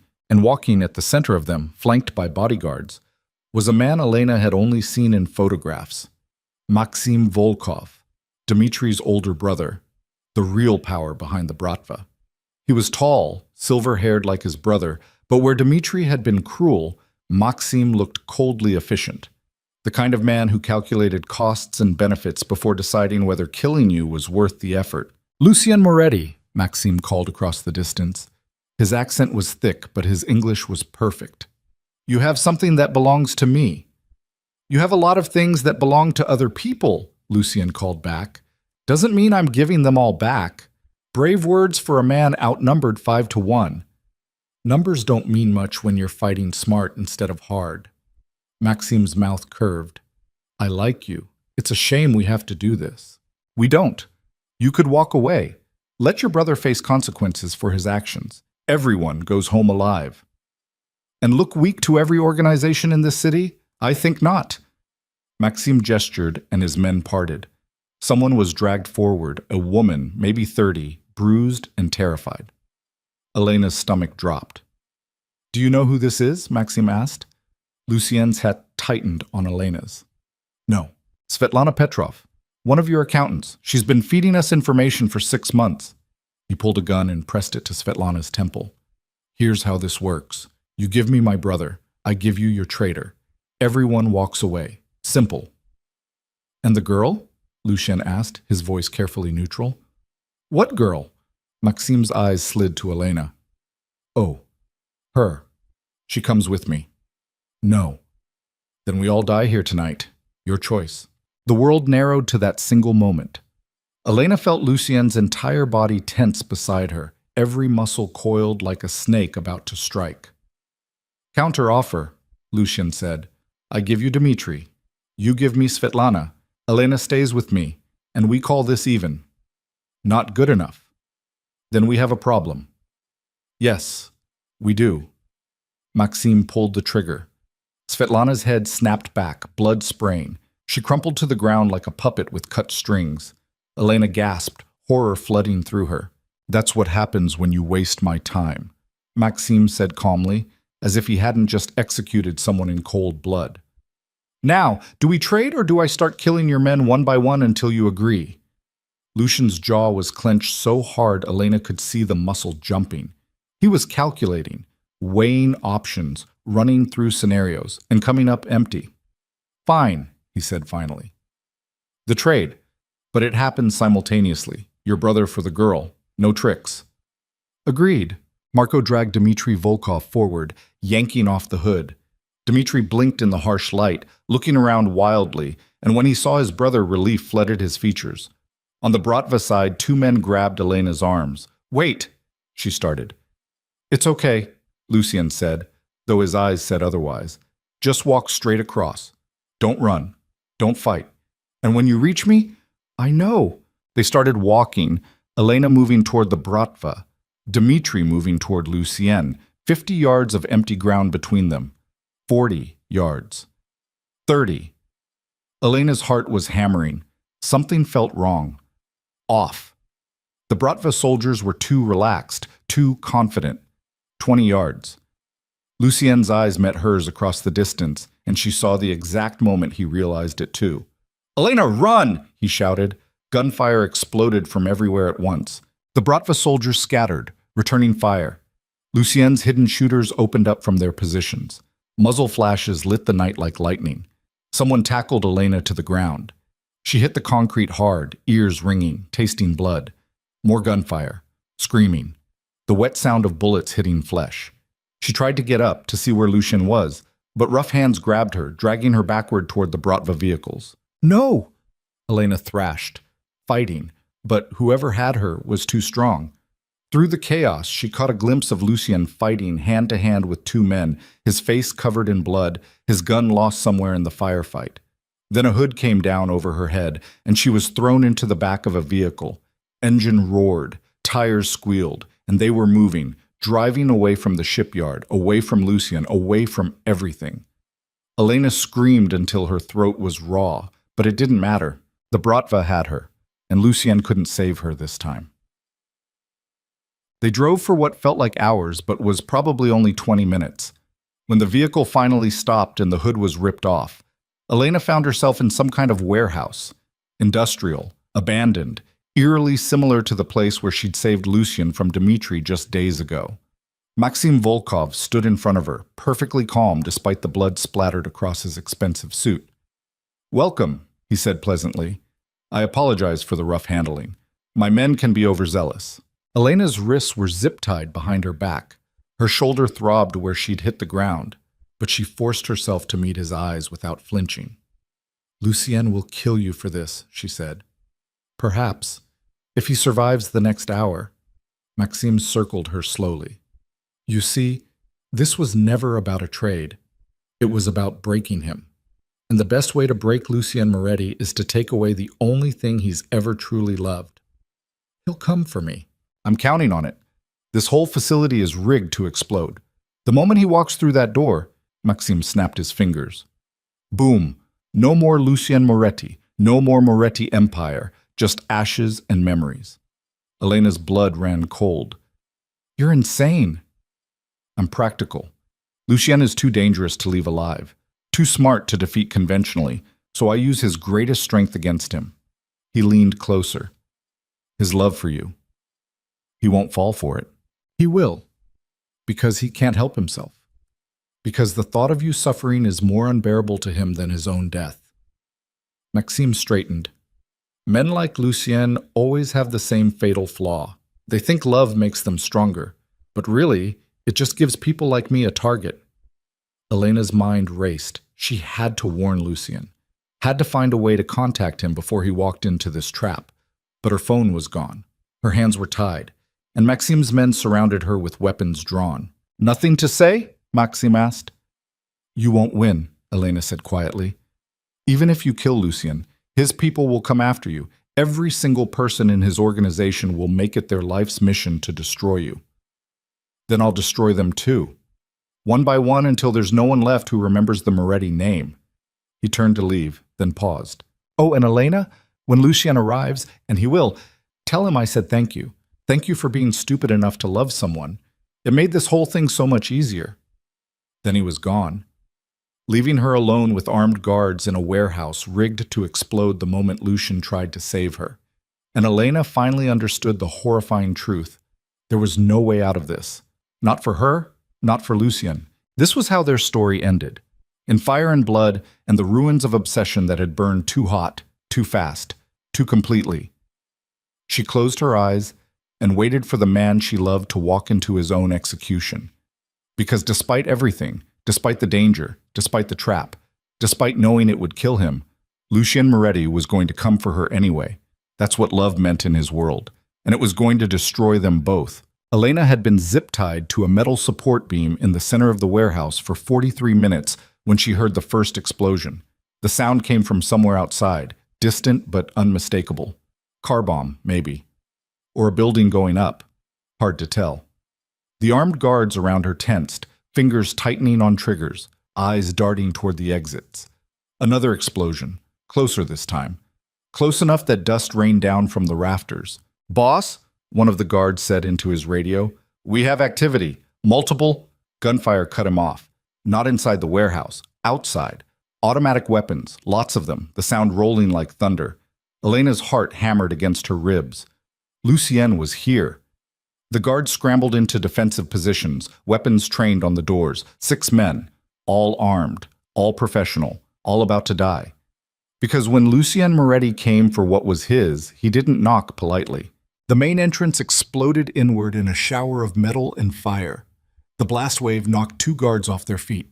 Before they could recover, figures in tactical gear poured through the smoke, moving fast, shooting faster, precise headshots that dropped the Bratva soldiers before they could return fire. It was over in less than 30 seconds. 6 bodies, no survivors. And standing in the wreckage, covered in blood and soot and rage incarnate, was Lucien. Their eyes met across the warehouse, and Elena saw something crack open in his expression. Relief so intense it was almost painful to witness. "Elena." Her name came out like a prayer and a curse. He crossed the space between them in 5 strides, Marco and 3 other men at his back. His hands shook as he pulled a knife and cut through the zip ties binding her wrists. "Are you hurt?" Lucian demanded, checking her over with frantic hands. "Did they touch you? Did they—" I'm okay. Elena grabbed his face, forcing him to look at her. There was a deep gash across his forehead, blood running down the side of his face. His shirt was torn, revealing bruises and what looked like a bullet graze along his ribs. "Jesus Christ, you're bleeding." "Doesn't matter." He pulled her against him so hard she couldn't breathe. "I thought I lost you. When they took you, I thought—" "Lucien, listen to me." Elena pulled back. "This is a trap. The whole building is rigged. Maxime said the moment you walked through the door—" As if summoned by his name, Maxime Volkov's voice echoed through hidden speakers. "Ah, Lucien, right on schedule. I'd say I'm impressed, but honestly, you're painfully predictable." Lucien's entire body went rigid. His hand moved to the gun at his hip. Now, Maxime continued. "No need for violence. Well, no more violence. You've already killed a dozen of my men getting here. Very theatrical." "Show yourself," Lucian snarled. "Why? So you can shoot me?" "I think not. But I will give you a choice. You have 3 minutes before the charges I've placed throughout this building detonate. You can spend those 3 minutes trying to find me, which you won't. I'm in a control room you'll never reach in time. Or you can try to get your precious Elena to safety." A pause. "Clock's ticking. Fuck." Marco was already moving, checking walls and support beams. "Boss, he's not bluffing. I can see the charges. Professional work. This whole place is wired." "Can you disarm them?" Lucien asked. "Not in 3 minutes. We need to go. Now." But Lucien wasn't moving. He was staring at the speaker, jaw clenched, something calculating happening behind his eyes. "Lucien," Elena said quietly, "we have to leave. He wants us to run, which means running is the wrong move." "Or it means he's about to blow us up." "No. If he wanted us dead, we'd already be dead." Lucien turned to Marco. "The control room, where would you put it?" "Somewhere with clear sightlines, somewhere defensible." Marco looked around. "Second floor, north corner. That office area with the reinforced windows." "That's where he is." "Boss, even if you're right, we don't have time, then we make time." Lucien looked at Elena. "Can you run?" "Yes, but—" "Good, because this is going to get ugly." He pulled his gun, checked the magazine, and turned to his men. "Marco, take Elena and 2 men.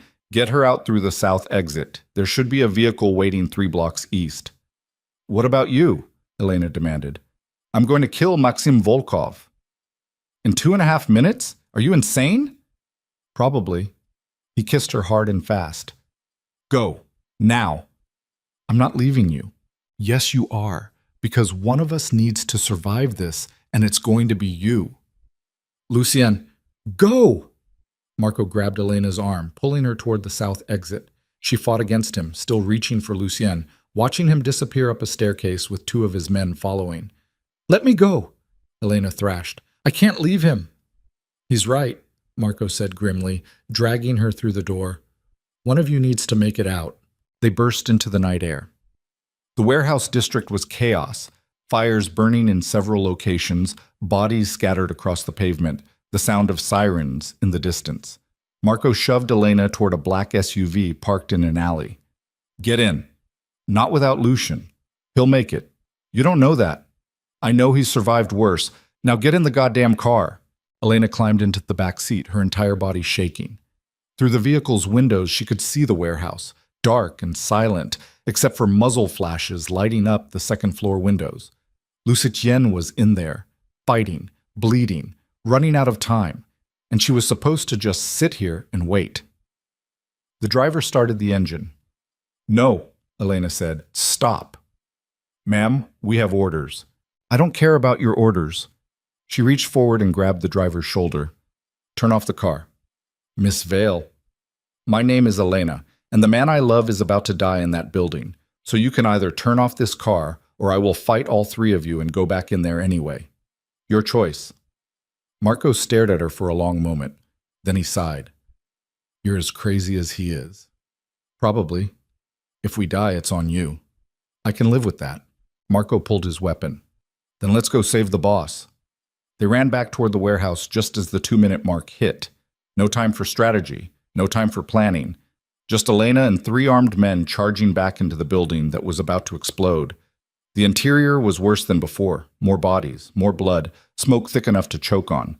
Elena could hear gunfire from the 2nd floor, shouting, something crashing. Then Lucian's voice raw with fury. "You should have let her go!" They took the stairs 3 at a time. The 2nd floor opened into a maze of offices and storage rooms. Following the sound of fighting, they found the control room. The door had been blown off its hinges. Inside, Lucian stood over Maxim Volkov, his gun pressed to the older man's temple. Blood ran from a knife wound in Lucian's shoulder, but his hand was steady. "Lucien!" Elena shouted. He looked up, and pure horror crossed his face. "What are you doing here?" "Saving you." "Where's the detonator?"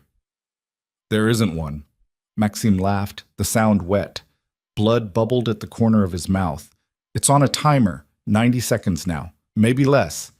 "Disarm it," Lucian snarled. "Can't. Once started, can't be stopped. Physics, my friend." Maxim coughed. "We all die here. Together. Poetic, really." "Marco," Lucian said without taking his eyes off Maxim.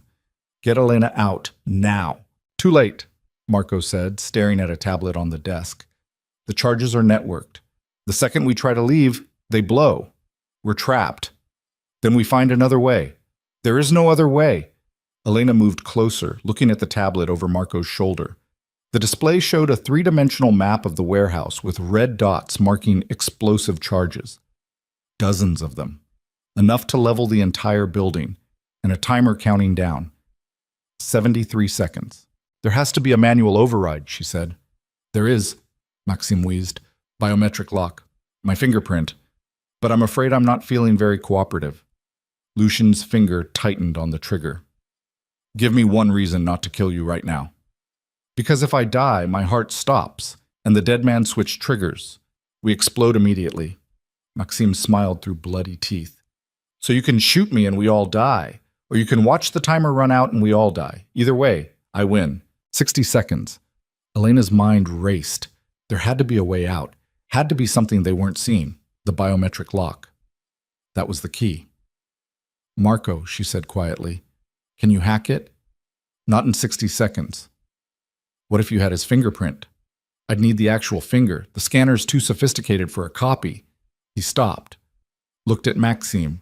Looked at Lucien. "Oh, no," Lucien said. "It's the only way," Elena said. "Absolutely not. We have 50 seconds. I'm not going to—" Lucien broke off, jaw clenched. "There has to be another option." "There isn't, and you know it." Elena moved beside him, looking down at Maxim. "Which finger?" Maxim actually laughed. "Right thumb. But you won't do it. Not in time, not with the—" Lucien shot him through the kneecap. Maxim's scream echoed through the warehouse. Lucien grabbed the older man's right hand, pulled out his knife, and in one brutal motion severed the thumb at the joint. Maxim's scream intensified. Lucien ignored it, grabbing the severed digit and pressing it to the tablet's sensor. The scanner blinked red. Access denied. "Wrong finger," Marco said desperately. "He said right thumb. Try the left." 40 seconds. Lucien grabbed Maxim's left hand, ignoring the man's weakening struggles, and pressed the left thumb to the scanner. Still red. Access denied. "He's lying," Elena said. "It's not a thumb." "We don't have time to try every finger." "Then we guess." Elena looked at Maxim, seeing the cruel amusement in his eyes despite his pain. "It's not his dominant hand. Too obvious. And not a thumb because he told us thumbs. It's misdirection." 30 seconds. "Right hand, index finger," Elena said with sudden certainty. "How do you know?" "I don't. But we're out of time." Lucien looked at her for a split second, then made the call. He grabbed Maxim's right index finger and the knife came down. Blood sprayed. Maxime was barely conscious now, his screams reduced to whimpers. Lucien pressed the severed finger to the scanner. 20 seconds. The tablet blinked. Blinked again. Access granted. "Disarm it!" Elena shouted. Marco's fingers flew across the screen, navigating menus, entering codes, working with desperate speed. 15 seconds. There's a confirmation sequence. Skip it. I can't. It's hard-coded. 10 seconds. Elena grabbed Lucian's hand, their fingers interlacing. If they were going to die, at least they'd die together. 5 seconds. Got it! Marco hit the final button. The timer froze at 0003. For a long moment, nobody moved. Nobody breathed. Then the tablet screen changed to green text. Disarmed.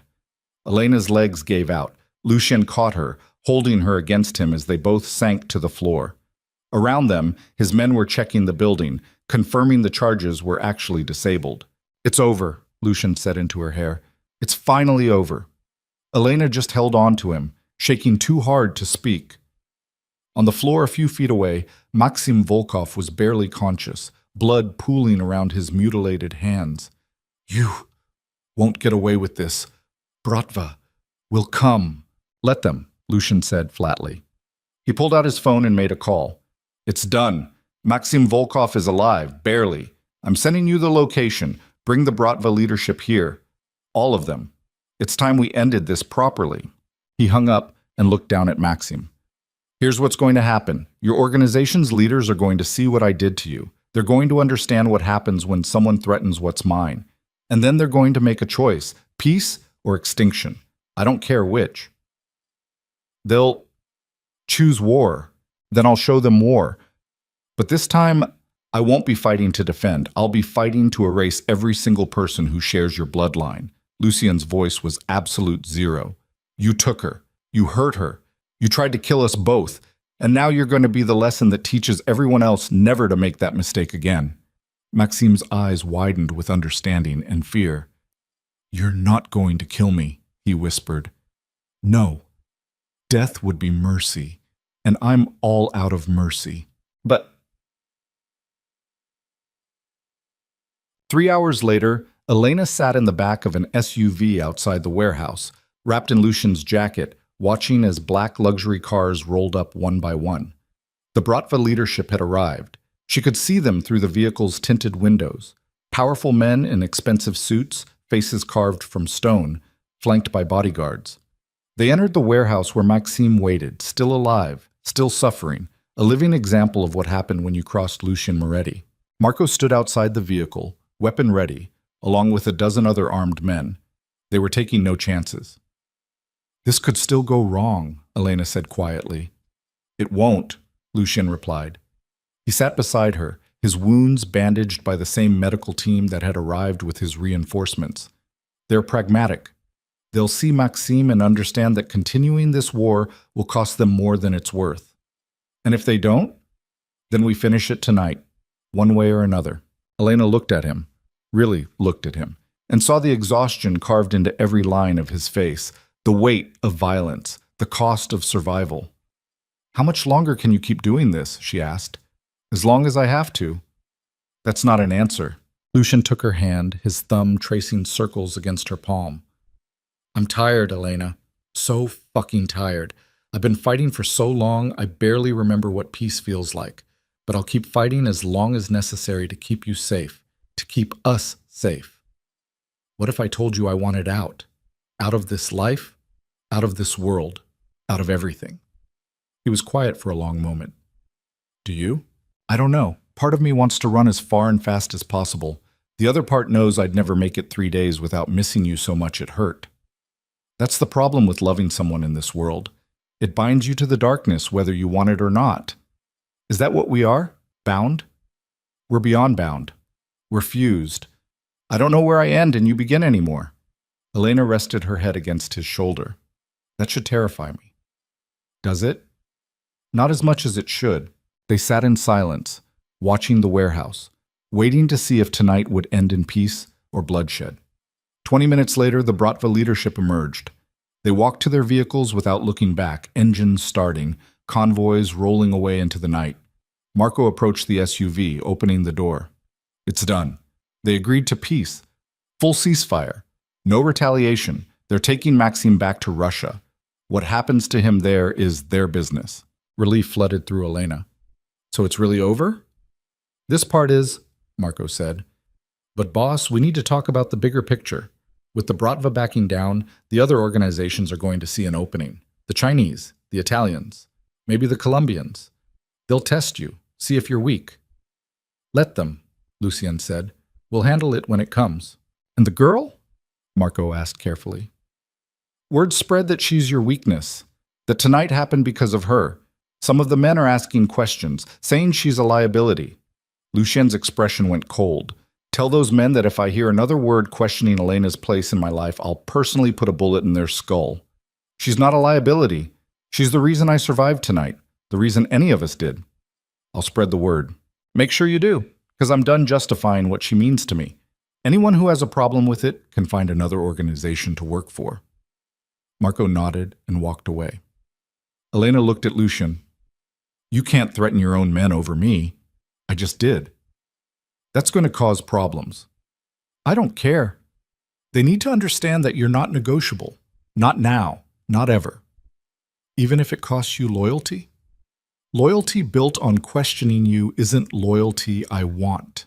Elena didn't know what to say to that, so instead she kissed him, soft and gentle, and full of everything she couldn't put into words. When they pulled apart, Lucien rested his forehead against hers. Let's go home, he said quietly. Where's home? Wherever you are, Matat. They returned to the estate as the sun was rising, painting the sky in shades of gold and pink. Elena had been awake for nearly 30 hours. Every muscle ached. Her wrists were raw from the zip ties. She probably looked like hell. But she was alive. They were both alive.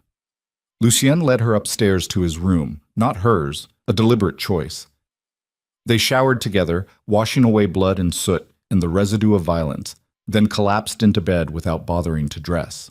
Elena curled against his chest, feeling his heartbeat steady and strong beneath her palm. I thought I lost you, Lucien murmured into her hair. When they took you, when I saw that warehouse, when the timer was counting down, I thought this was it. This was how I'd lose you. But you didn't. This time. What about next time? Or the time after that? His arms tightened around her. How many times can we almost die before our luck runs out? I don't know.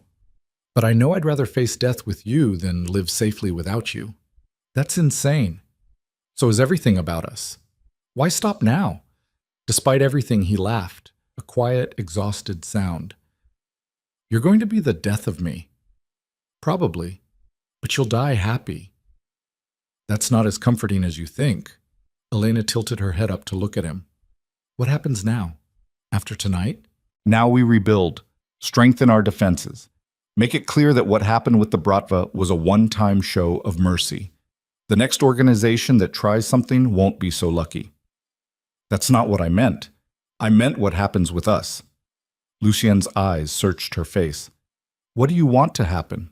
I want normal, or as close to normal as we can get. I want to wake up next to you without wondering if it's the last time. I want dinners that don't get interrupted by violence. I want to finish my degree and become a teacher and have a life that exists outside of this world. You can have all of that. Can I? While living in a fortress surrounded by armed guards? While dating a man who runs a criminal empire?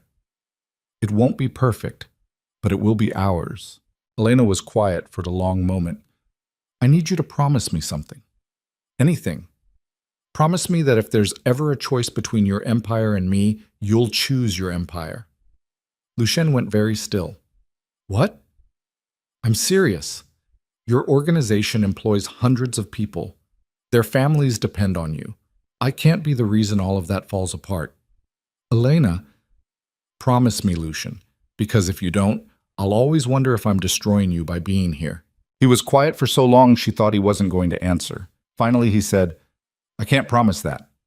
Because if it came down to choosing between the Empire and you, I'd choose you every time. I'd burn everything I've built to ash if it meant keeping you safe. That's what I'm afraid of. Then be afraid. Because that's who I am. That's what you mean to me. He cupped her face in both hands. I'm not a good man, Elena. I've never pretended to be. But I'm yours. Completely. Irrevocably. And that's never going to change. Tears burned behind her eyes. You're impossible. So are you. We're a matched set. Elena kissed him then, pouring every complicated emotion into it, love and fear and frustration and desperate hope. When they finally broke apart, both breathing hard, Lucian said, "Stay with me. Not just tonight. Not just until the next crisis. Stay permanently. Move your life here. Let me take care of you while you finish school. Let us build something together."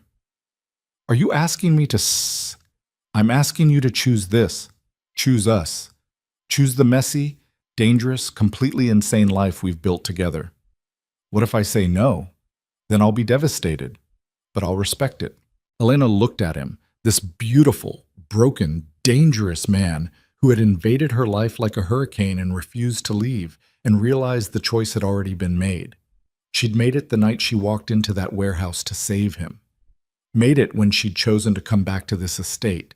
Made it every single time she'd chosen him over safety, over sanity, over everything else.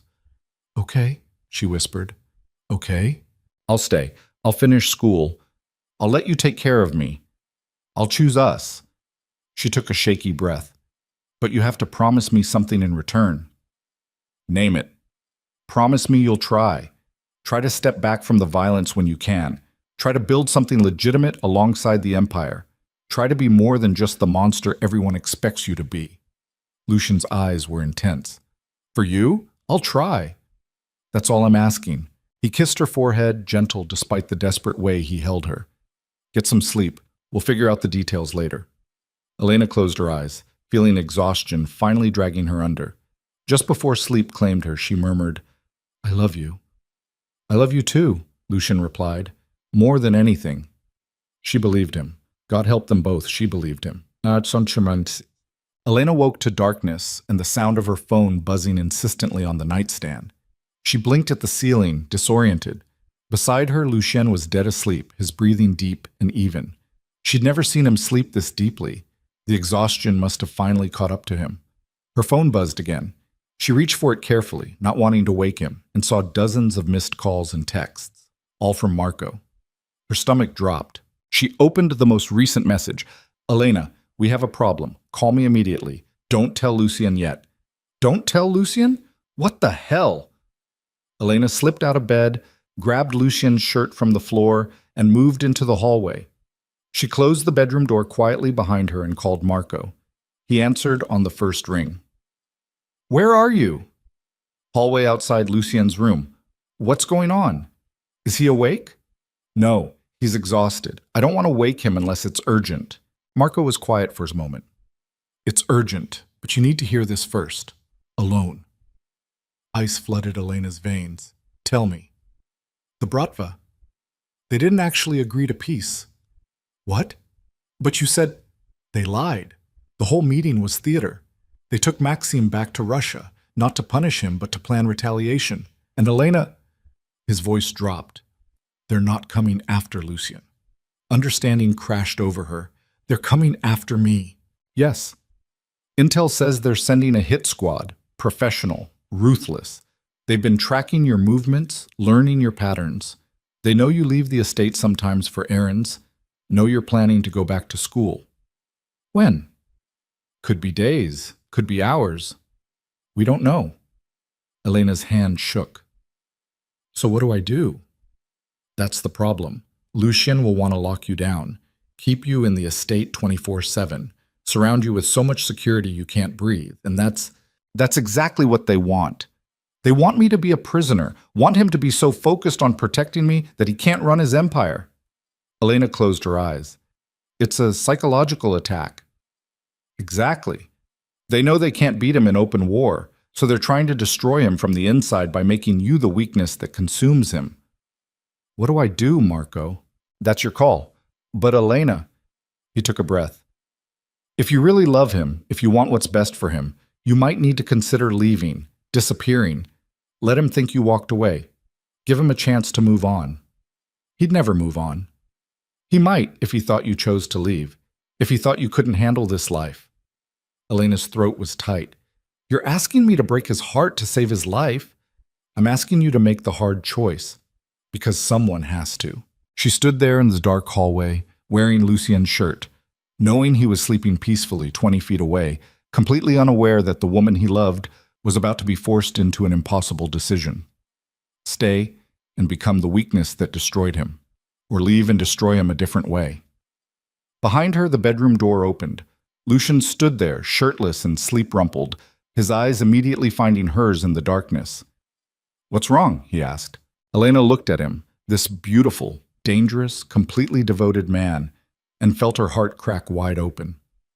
"We need to talk," she said quietly. And she knew, with absolute certainty, that nothing would ever be the same after this conversation.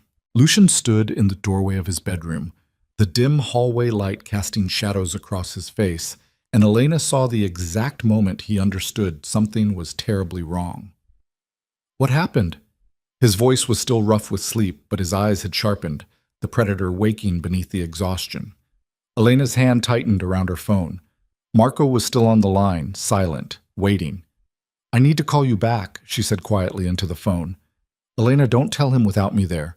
Let me—" She hung up. Lucien crossed to her in 3 strides. "Who was that?" "Marco." "At 4 in the morning? What did he say?" Elena took a breath, steadying herself. The Bratva lied. They're not honoring the ceasefire. They're planning retaliation. She watched the information process across his face, the initial flash of rage, then calculation, then grim acceptance. He'd probably expected this. Men like Maxim Volkov didn't surrender easily. "How long do we have?" Lucien asked. "Days, maybe. They're sending professionals." "Then we prepare, double security, lock down the estate. I'll have Marco—" "They're not coming after you, Lucien." He stopped mid-sentence. "What?" "They're coming after me. It's a psychological operation. They want to make me the weakness that consumes you. Want you so focused on protecting me that you can't function, can't lead, can't think straight." Understanding dawned in his eyes, followed immediately by fury so intense Elena took an involuntary step back. "No," Lucien said flatly. "Absolutely not. They don't get to use you as a weapon against me. They already are. And as long as I'm here, they always will be. Then we eliminate them. Every single person connected to the Bratva. I'll burn Russia to the ground if I have to." "And how many of your people die in that war? How many families lose fathers and brothers and sons because you're fighting to protect one person?" "I don't care." "I do." Elena's voice rose. "I care, Lucien. Those people have lives, children, futures, and you're willing to sacrifice all of them for me." "Yes," without hesitation. The absolute certainty in his voice should have been romantic. Instead, it terrified her. "That's not love," Elena said quietly. "That's obsession, and it's going to destroy both of us." Lucian's jaw clenched. "What are you saying?" "I'm saying maybe Marco was right. Maybe the best thing I can do for you is leave. Disappear. Let you tell everyone I couldn't handle this life and walked away. Give your enemies nothing to target." "No." "Lucien, no." He grabbed her shoulders, not roughly, but with desperate intensity. "You're not leaving. I won't let you." "You can't stop me." "Watch me." They stared at each other, both breathing hard, the space between them crackling with anger and fear and love so intense it felt like suffocation. "You promised me," Elena said. "You promised if I wanted to leave, you'd let me go." "That was before the Bratva. Before I almost lost you. Before I understood exactly how far I'd go to keep you." His hands tightened on her shoulders. "I can't let you walk away, Elena. It would kill me. And watching you destroy yourself and everyone around you to protect me is killing me." Tears burned her eyes. "Don't you see? They've already won. They've turned me into exactly what they wanted, the thing that breaks you. You're not breaking me. You're the only thing holding me together. That's the problem. You shouldn't need me to hold you together. You should be strong enough on your own. I'm not. I never have been. I've just been good at pretending." Lucian's voice cracked. "You want the truth? Before you, I was empty, going through motions, running an empire I didn't give a shit about because it was expected, because my father built it and I inherited it, and that was just what I did. But I wasn't living, I was existing. And then I saw you at that airport, and for the first time in 32 years, I wanted something, really wanted it. Wanted you so badly it physically hurt. That's not healthy. I don't care if it's healthy. I care that it's real, that you made me feel human again, that every day with you is worth 1,000 days without you. He pulled her closer. So no, I'm not letting you leave. I'm not letting the Bratva or anyone else take you from me. And if that makes me a monster, fine. I'll be a monster, as long as I'm your monster. Elena's tears were falling freely now. You're not listening to me. Because you're wrong. You think leaving will save me, but it won't. It will destroy me in a different way, slower, more painful. Every day without you will be a reminder of what I lost. You'll move on eventually. No, I won't. Because I can't. Because you're it for me, Elena. The only woman I will ever love. The only person I will ever choose over the Empire, over logic, over my own survival. His forehead pressed against hers. So if you want to leave, if you really truly want to walk away from this, you're going to have to do it while I'm standing right here begging you not to. Elena closed her eyes, feeling his breath against her face, his hands trembling slightly on her shoulders. She could leave, could walk out that door and never look back, could save him from the war that was coming. But Marco's voice echoed in her head. If you really love him, you might need to consider leaving. Did she love him enough to destroy him to save him? Or did she love him enough to stay and face whatever came next together? I don't know what to do, Elena whispered. Then let me decide. Let me choose this. Choose you. Choose us, no matter the cost. The cost might be everything. Then I'll pay it. Gladly. Elena pulled back to look at him, seeing the desperation and fierce devotion written in every line of his face. If I stay, she said slowly, things have to change. No more making decisions about my life without asking me first. No more destroying my options because you think you know better.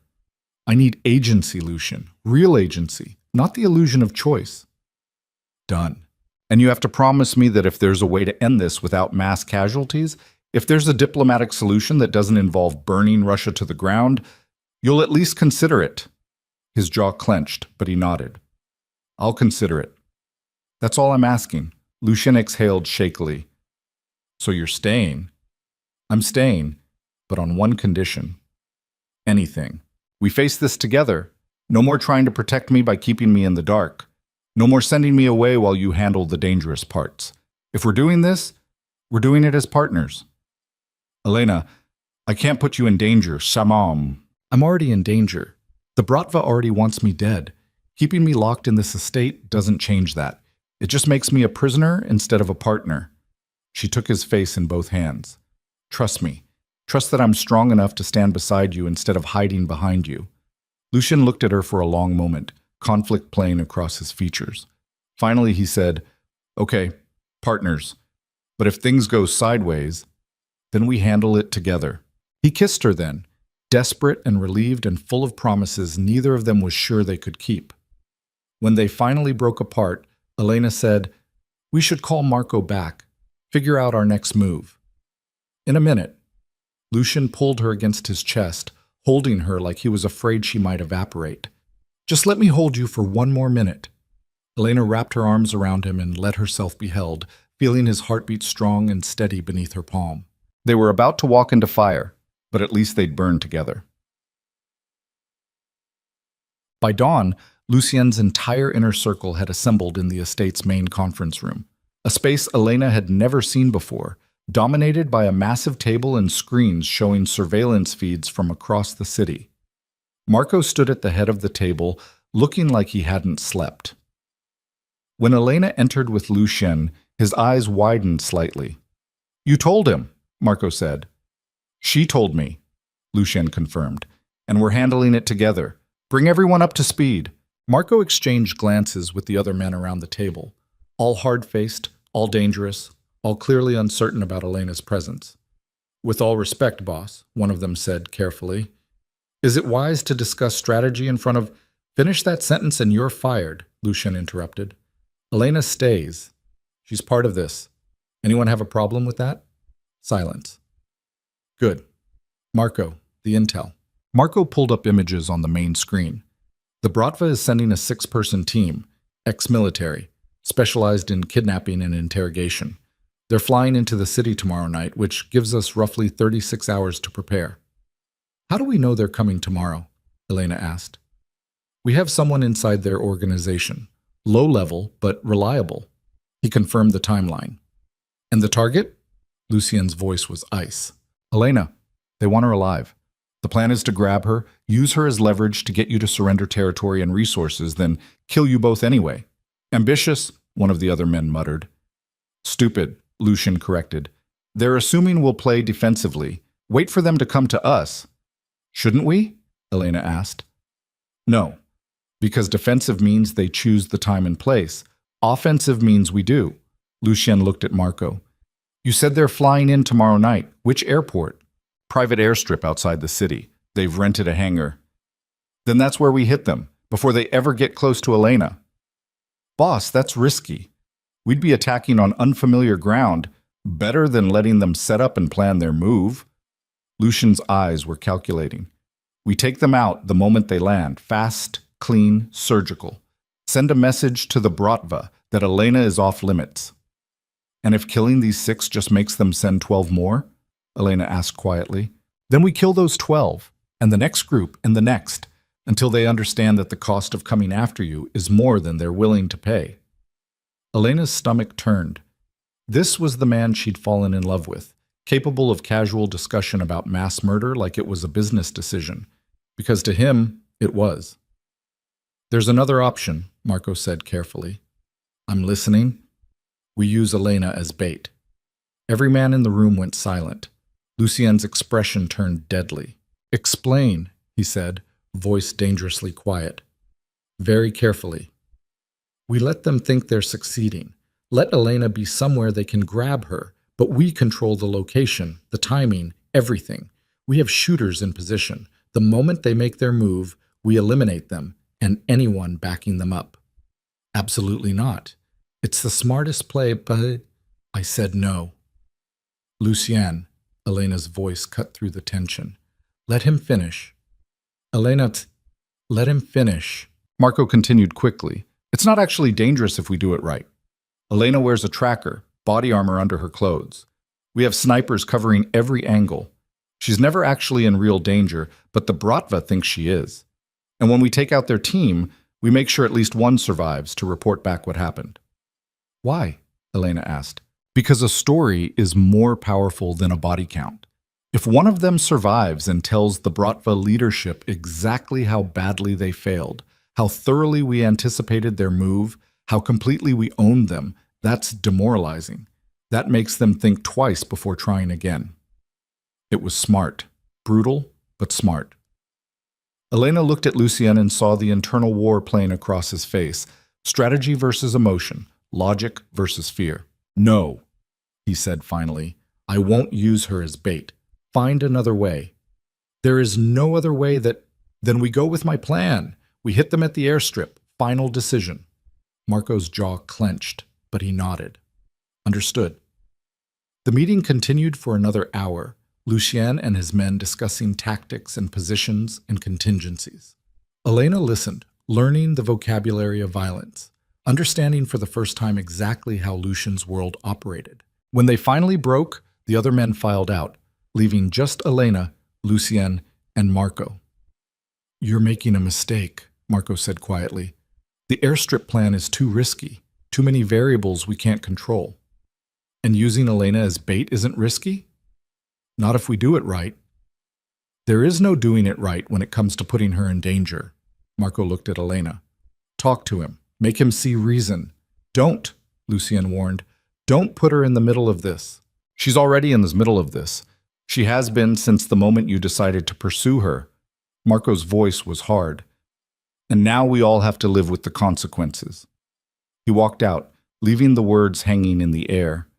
Lucien turned to Elena, and she saw the guilt written in his expression. He's not wrong, Lucien said quietly. This is my fault. I brought you into this world, made you a target. If I just left you alone that night at the airport, then I'd still be drowning in debt and exhaustion, working myself to death for minimum wage. Elena moved closer to him. Yes, your world is dangerous. Yes, I'm a target now, but I'm also alive in a way I haven't been in years. I have a future. I have hope. I have you. She took his hands.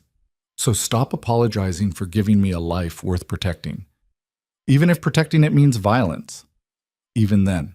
Lucien pulled her against him, and they stood there in the empty conference room, holding each other while the weight of what was coming pressed down around them. Tomorrow night, Lucien said against her hair. One way or another, this ends tomorrow night. Elena closed her eyes and hoped he was right. Kid. The next 36 hours passed in a blur of preparation. Elena watched Lucien and his men move with military precision, weapons checked and rechecked, vehicles staged, communications equipment tested. The estate transformed into a war camp, every person focused on the single goal of eliminating the Bratva threat. She tried to help where she could, but mostly she stayed out of the way, feeling useless and increasingly anxious. The night before the operation, Elena couldn't sleep. She lay in Lucien's bed staring at the ceiling while he worked in his study, planning and replanning every detail. Around 3 a.m, she gave up and went to find him. He was standing in front of a massive map of the airstrip, marking positions with different colored pins. He looked exhausted, eyes bloodshot, jaw shadowed with stubble, the cut on his forehead from the warehouse still visible beneath the stitches. You should be sleeping, Elena said from the doorway. So should you. Can't, too wired. Lucien set down the pins and turned to face her. Second thoughts? About staying? No. About tomorrow? Yes. She moved into the room. What if something goes wrong? It won't. But what if it does? He was quiet for a moment. Then he said, if something goes wrong, Marco knows what to do. He'll get you out, keep you safe. Make sure you have everything you need. I don't want Marco. I want you. I know, but if I don't make it, don't. Elena pressed a finger to his lips. Don't talk like that, like you're already dead. I'm being practical. You're being fatalistic. There's a difference. Lucien caught her hand, pressing a kiss to her palm. I've made a lot of enemies over the years, Elena. Done things I'm not proud of. Hurt people who probably didn't deserve it. If tomorrow is when that debt comes due, it's not. Because you're too smart and too ruthless to let it be. She moved closer. Stop planning your own funeral and come to bed. I have work. The work will still be here in 5 hours. You won't be any good to anyone if you're too exhausted to think straight. He looked at her for a long moment, then nodded. 5 hours. Then we finish this. They went back to bed, and this time when Elena curled against his chest, Lucien wrapped his arms around her and actually closed his eyes. She felt him relax by degrees, muscles loosening, breathing deepening, finally letting go of the control that defined him. I love you, Elena whispered into the darkness. I love you too, Lucien murmured, already half asleep. More than anything. She believed him, and she prayed it would be enough to keep them both alive. The next evening arrived with brutal efficiency. Elena stood in Lucien's bedroom while he strapped on body armor and checked his weapons with practiced ease. She'd never seen him like this, fully in his element, transformed from the man who cooked her breakfast into the predator who'd built an empire on violence. Stay here, Lucien said, holstering his gun. Marco's leaving 2 men with you. They're under orders to get you out if anything goes wrong. What if I don't want to stay here? Elena, I mean it. What if I want to come with you? Absolutely not. Why? You said we're partners. Partners doesn't mean I let you walk into a firefight. He cupped her face. Please, let me do this without worrying about you getting shot. Elena wanted to argue, wanted to insist on being there, but she saw the fear beneath his determination and understood what he needed. Okay, she said quietly, I'll stay. But you come back to me. That's not negotiable. I always come back to you. He kissed her then, deep and claiming and full of unspoken promises. When he pulled away, his eyes were molten. This time tomorrow, this is over, Lucien said, and we can finally breathe. I'm holding you to that. Good. He left, and Elena stood at the bedroom window watching his convoy roll down the driveway toward the gates.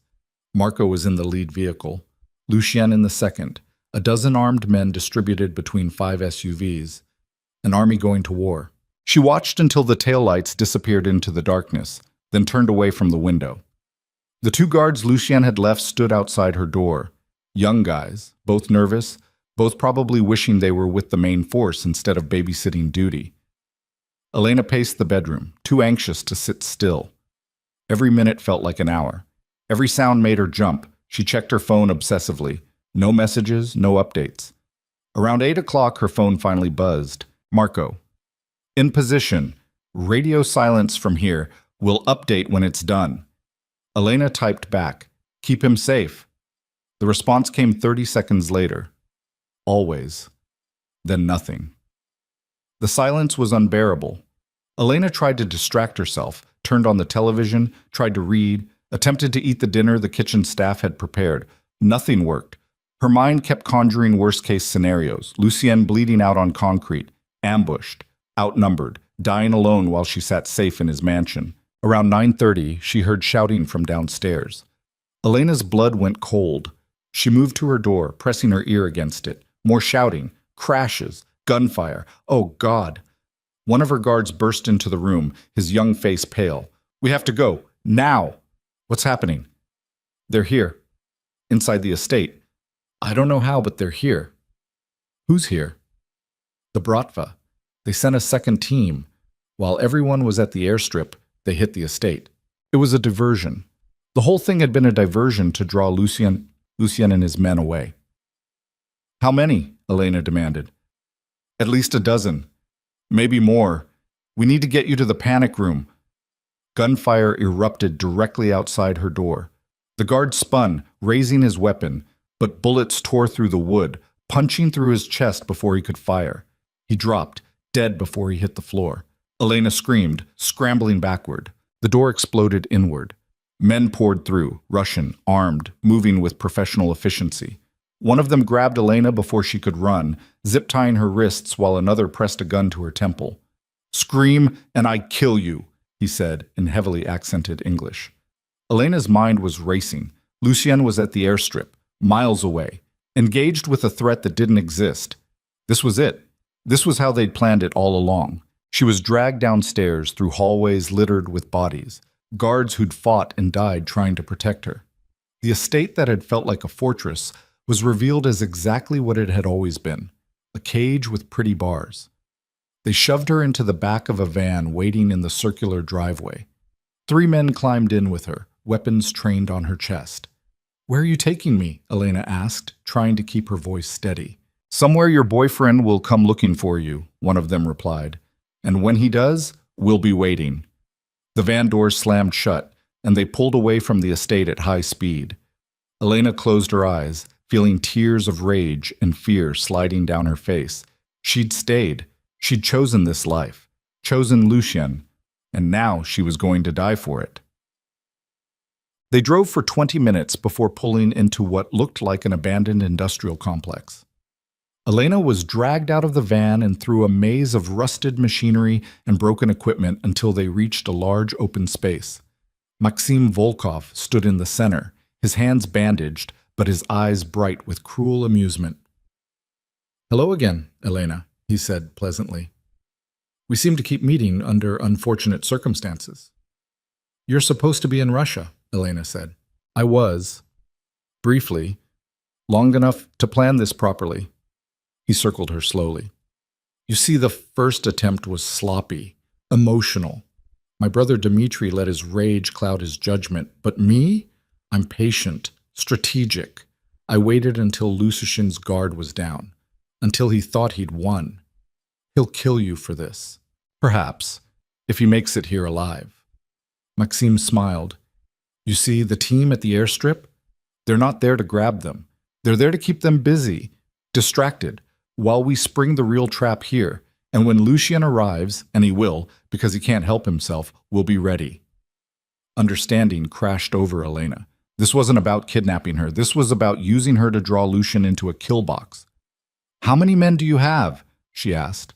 Enough. More than enough to handle whatever force he brings. Maxime's expression hardened. Your boyfriend has caused me considerable pain and embarrassment, Elena. Cost me territory, money, reputation.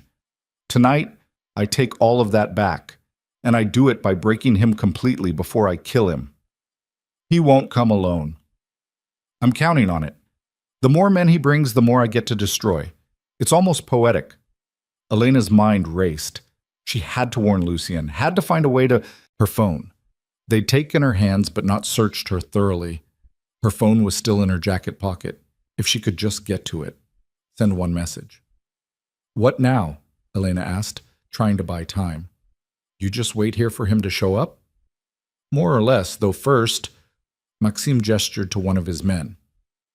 Make sure she can't warn him. Rough hands searched her, finding the phone immediately. They pulled it out, and Maxime took it, looking at the screen. 17 missed calls from your beloved, he noted. How touching. Let's give him an update, shall we? He opened the camera app, pointed it at Elena, and took a photo. Then he sent it to Lucien with a message.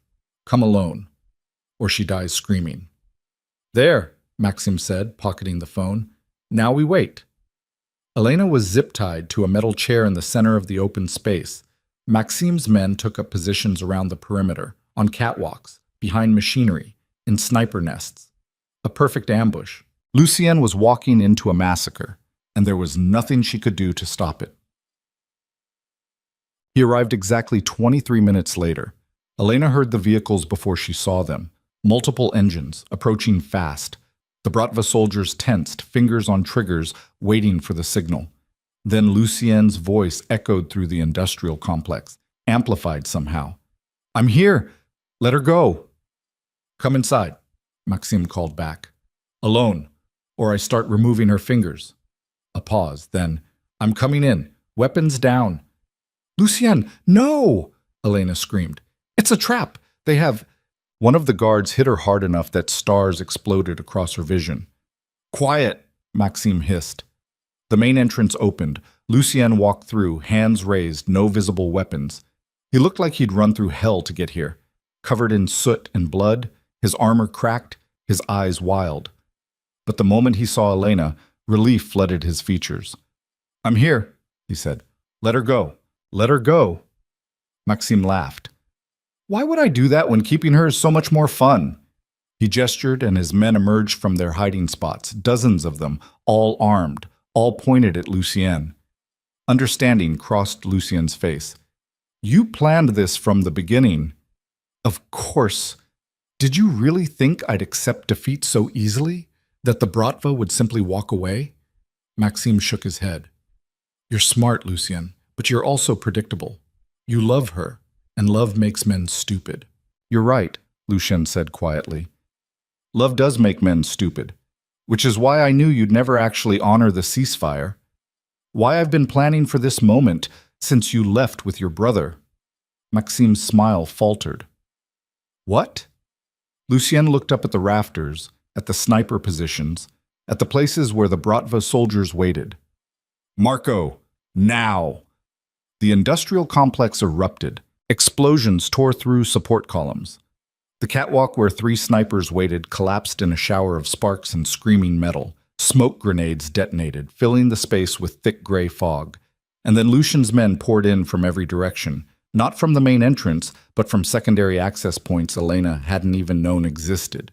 They moved through the smoke like ghosts, muzzle flashes lighting the chaos, taking out Bratva soldiers with brutal efficiency. Lucien dove toward Elena, cutting through her zip ties with a knife he'd apparently hidden somewhere.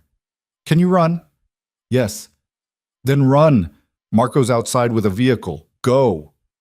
Not without you. Go! Another explosion, closer this time. The world was fire and smoke and screaming. Elena ran, staying low, following the path Lucien had indicated.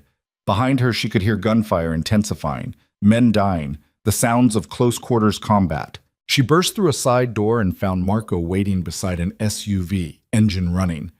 Where's Lucien? He demanded. Still inside. He told me to run. Get in. I'll go back for him. No, I'm going back. Elena, I'm not leaving him. She turned and ran back toward the building before Marco could stop her. The interior was worse than before. Bodies everywhere. The smoke so thick she could barely see. Elena pulled her jacket over her mouth and pushed forward, following the sound of fighting. She found Lucien and Maxime locked in hand-to-hand combat near the center of the space.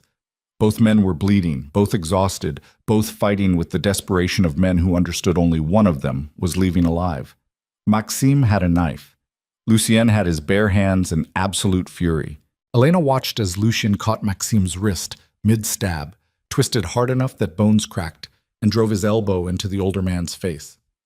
Maxime staggered, and Lucien pressed the advantage, raining blows that were more brutality than technique. This wasn't strategy. This was rage. "Lucien!" Elena screamed. He froze, fist raised for another strike. Maxime lay beneath him, barely conscious, blood pouring from his nose and mouth. "It's over," Elena said. "He's done. Let's go." Lucien looked down at Maxime, something dark and vicious playing across his face.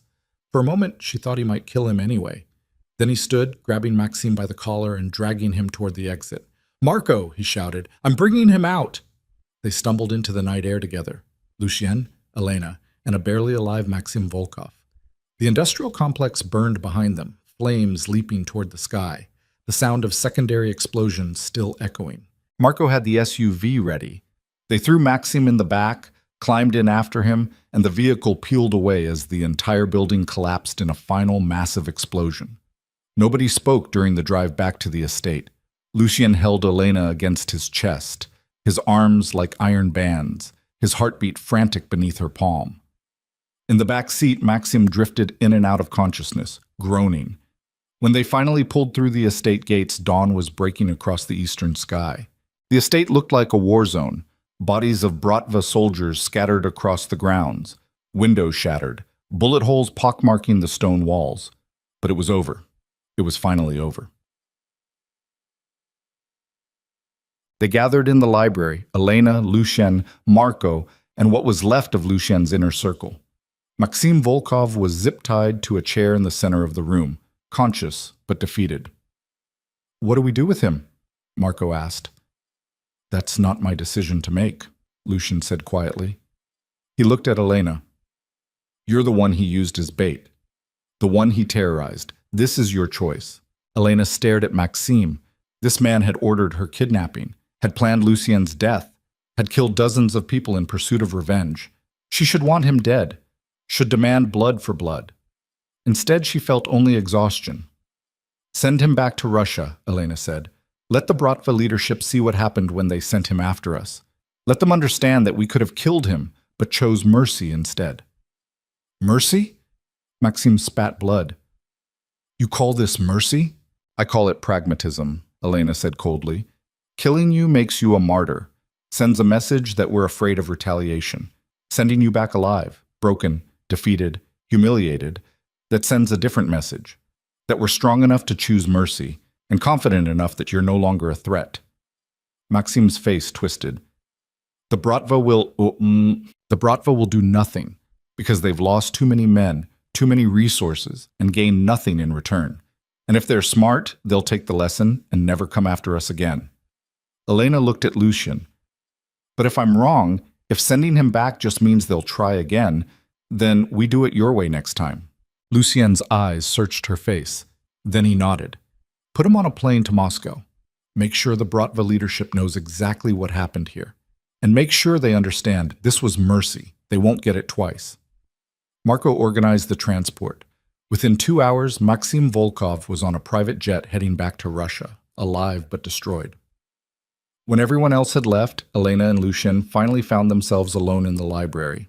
They stood there, both covered in blood and soot and the residue of violence, just looking at each other. "We survived," Elena said quietly. "Barely. But we did. Together." Lucien crossed to her, pulling her into his arms. "You were right about everything, about partnership, about not making decisions alone, about—" His voice cracked. "When I saw you tied to that chair, knowing I'd walked you into danger, that I'd made you a target—" "Stop. This wasn't your fault. This was Maxim's choice, his violence, his vendetta. That I triggered by falling in love with you. No. That he triggered by being a monster who couldn't accept defeat." Elena pulled back to look at him. "And even knowing everything that happened, all the fear and violence and near-death experiences, I'd still choose you. I'd still choose us." "Why?" "Because before you, I was surviving, barely, and now I'm living, Really living. Yes, your world is dangerous. Yes, I'm a target. But I'd rather live one real, terrifying, beautiful day with you than 1,000 safe, empty days without you. Lucien's eyes were wet. I don't deserve you. Probably not, but you have me anyway. He kissed her then, gentle despite everything, full of gratitude and relief and love so intense it made her chest ache. When they finally broke apart, Elena said, "What happens now?" "Now we rebuild, repair the damage, strengthen our defenses, make it clear this was a one-time show of mercy." And after that, Lucien took her face in both hands. "After that, we figure out how to build a life together. You finish school, become the teacher you always wanted to be. I start transitioning the empire into something more legitimate. We find a way to have both, your light and my darkness, your future and my past." "That's ambitious." "So are we." Elena smiled despite her exhaustion. "Yeah, we are." Band. 6 months later, Elena Vale stood in front of her first classroom. 23 seventh graders stared back at her with varying degrees of interest and boredom. She'd prepared for this moment for years. The lesson plans, the teaching philosophy, the carefully cultivated patience.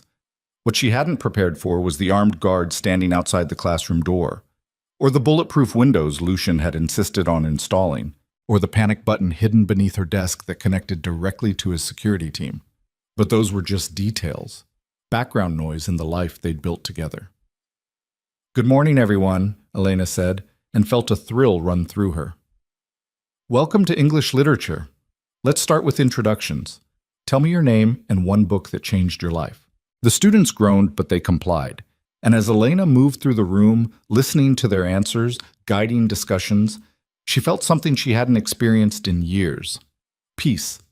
After school, she drove back to the estate in the armored SUV Lucian provided, waving to security as she passed through the gates. The mansion looked different now, less fortress, more home. They'd redecorated together over the months, adding warmth where there had been cold stone. She found Lucien in his study, on the phone negotiating some business deal. When he saw her, his expression transformed from cold calculation to genuine warmth. He wrapped up the call quickly and crossed to her, pulling her into his arms.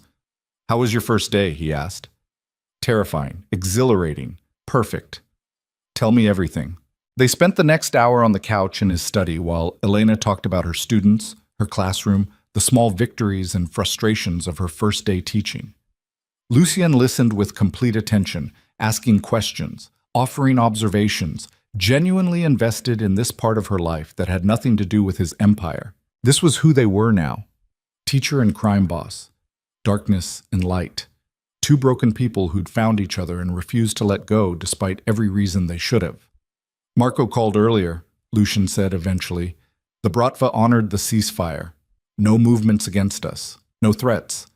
They're actually backing out of 3 territories to avoid conflict. So it worked. Mercy was the right choice." "Your choice was the right choice. If it had been up to me, Maxime would be dead and we'd still be at war." "But he's not, and we're not. Growth." Elena kissed him softly. "See, you can be more than the monster everyone expects. Only with you. Only because of you. I'll take it." They had dinner together, something simple that Lucian cooked himself. Afterward, Elena worked on lesson plans while Lucian handled business calls, the two of them existing in comfortable silence. Around 11, Elena set aside her laptop and moved to where Lucian sat behind his desk. "Come to bed," she said. "I have work. The work will still be here tomorrow. You won't be any good to anyone if you're exhausted." He smiled, remembering. "You've used that line before." "It worked then. It'll work now." She took his hand. "Come on, let's get some sleep." They went upstairs together, and Elena changed into one of Lucien's t-shirts while he stripped down to boxers.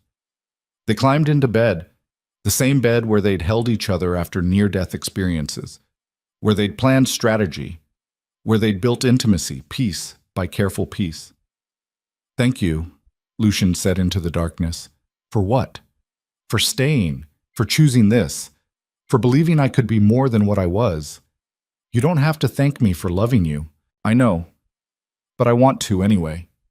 Elena curled against his chest, feeling his heartbeat steady beneath her palm. "Do you ever regret it? Falling in love with me? All the chaos it caused? Never. Not for 1 second. Even when I almost got you killed? Even then. Because you also saved my life. Not just physically, though you did that too, but you made me want to be better, want to build something worth protecting instead of just destroying what threatens me. Elena's throat was tight. I love you. So much. I love you too. More than anything. They fell asleep like that, tangled together, breathing in sync. Outside the mansion walls, the world continued its dangerous dance. Criminal empires rising and falling, violence lurking in shadows, threats waiting for moments of weakness. But inside those walls, Elena and Lucien had built something the darkness couldn't touch. Not perfect, not safe, but real. And maybe, Elena thought as sleep finally claimed her, maybe that was enough. Maybe love, messy and complicated and absolutely terrifying, was always enough, as long as you were brave enough to fight for it. 1 year later, Elena stood in the gardens of the Moretti estate beneath blooming cherry blossoms, wearing a simple white dress, her hand clasped in Lucien's. The ceremony was small, just Marco and a few of Lucien's most trusted people as witnesses. No elaborate decorations, no grand pronouncements, just two people who'd survived hell together, promising to face whatever came next as partners. Do you take this man, the officiant asked, to have and to hold, for better or worse, in violence and in peace, until death do you part? Elena looked at Lucien, this beautiful, dangerous, completely devoted man who'd invaded her life like a hurricane and refused to leave, and felt her heart overflow. I do, she said clearly. And do you take this woman? Yes, Lucien interrupted. Whatever the question is, the answer is yes. I take her. I choose her. I'm hers. In every way that matters. The officiant smiled. Then by the power vested in me, I pronounce you husband and wife. Lucien kissed her before the words were even finished, desperate and claiming and full of promises they'd already proven they could keep. When they finally broke apart, Elena whispered, We made it. We did, against every odd, despite every threat. So what happens now? Now? Lucien pulled her close, his amber eyes warm. Now we live. Really live. Not just survive or endure, but actually build a life worth fighting for. Together. Always together. They stood there beneath the cherry blossoms while Marco snapped a few photos and the small gathering applauded. The invisible cleaning lady from the airport was gone. In her place stood Elena Moretti, teacher, wife, survivor. She'd spent 2 years drowning in debt and exhaustion before Lucien found her, had been invisible to the world around her, had forgotten what it felt like to be truly seen. But Lucien had looked at her, really looked at her, and decided she was worth burning the world down for. And somehow, impossibly, she'd fallen in love with the man willing to become a monster to protect her. Their story wasn't a fairy tale. It was messy and violent and born from darkness, but it was real. It was theirs. And Elena wouldn't change a single moment. Not the fear, not the pain, not the near-death experiences or the nights spent wondering if they'd see morning. Because all of it, every terrifying, beautiful, impossible moment, had led to this. To standing in a garden with the man she loved, choosing him over safety, over sanity, over everything else the world said mattered. Lucien Moretti might have been a monster, but he was her monster, and she would choose him again in every lifetime. That was what love meant in their world. And it was more than enough.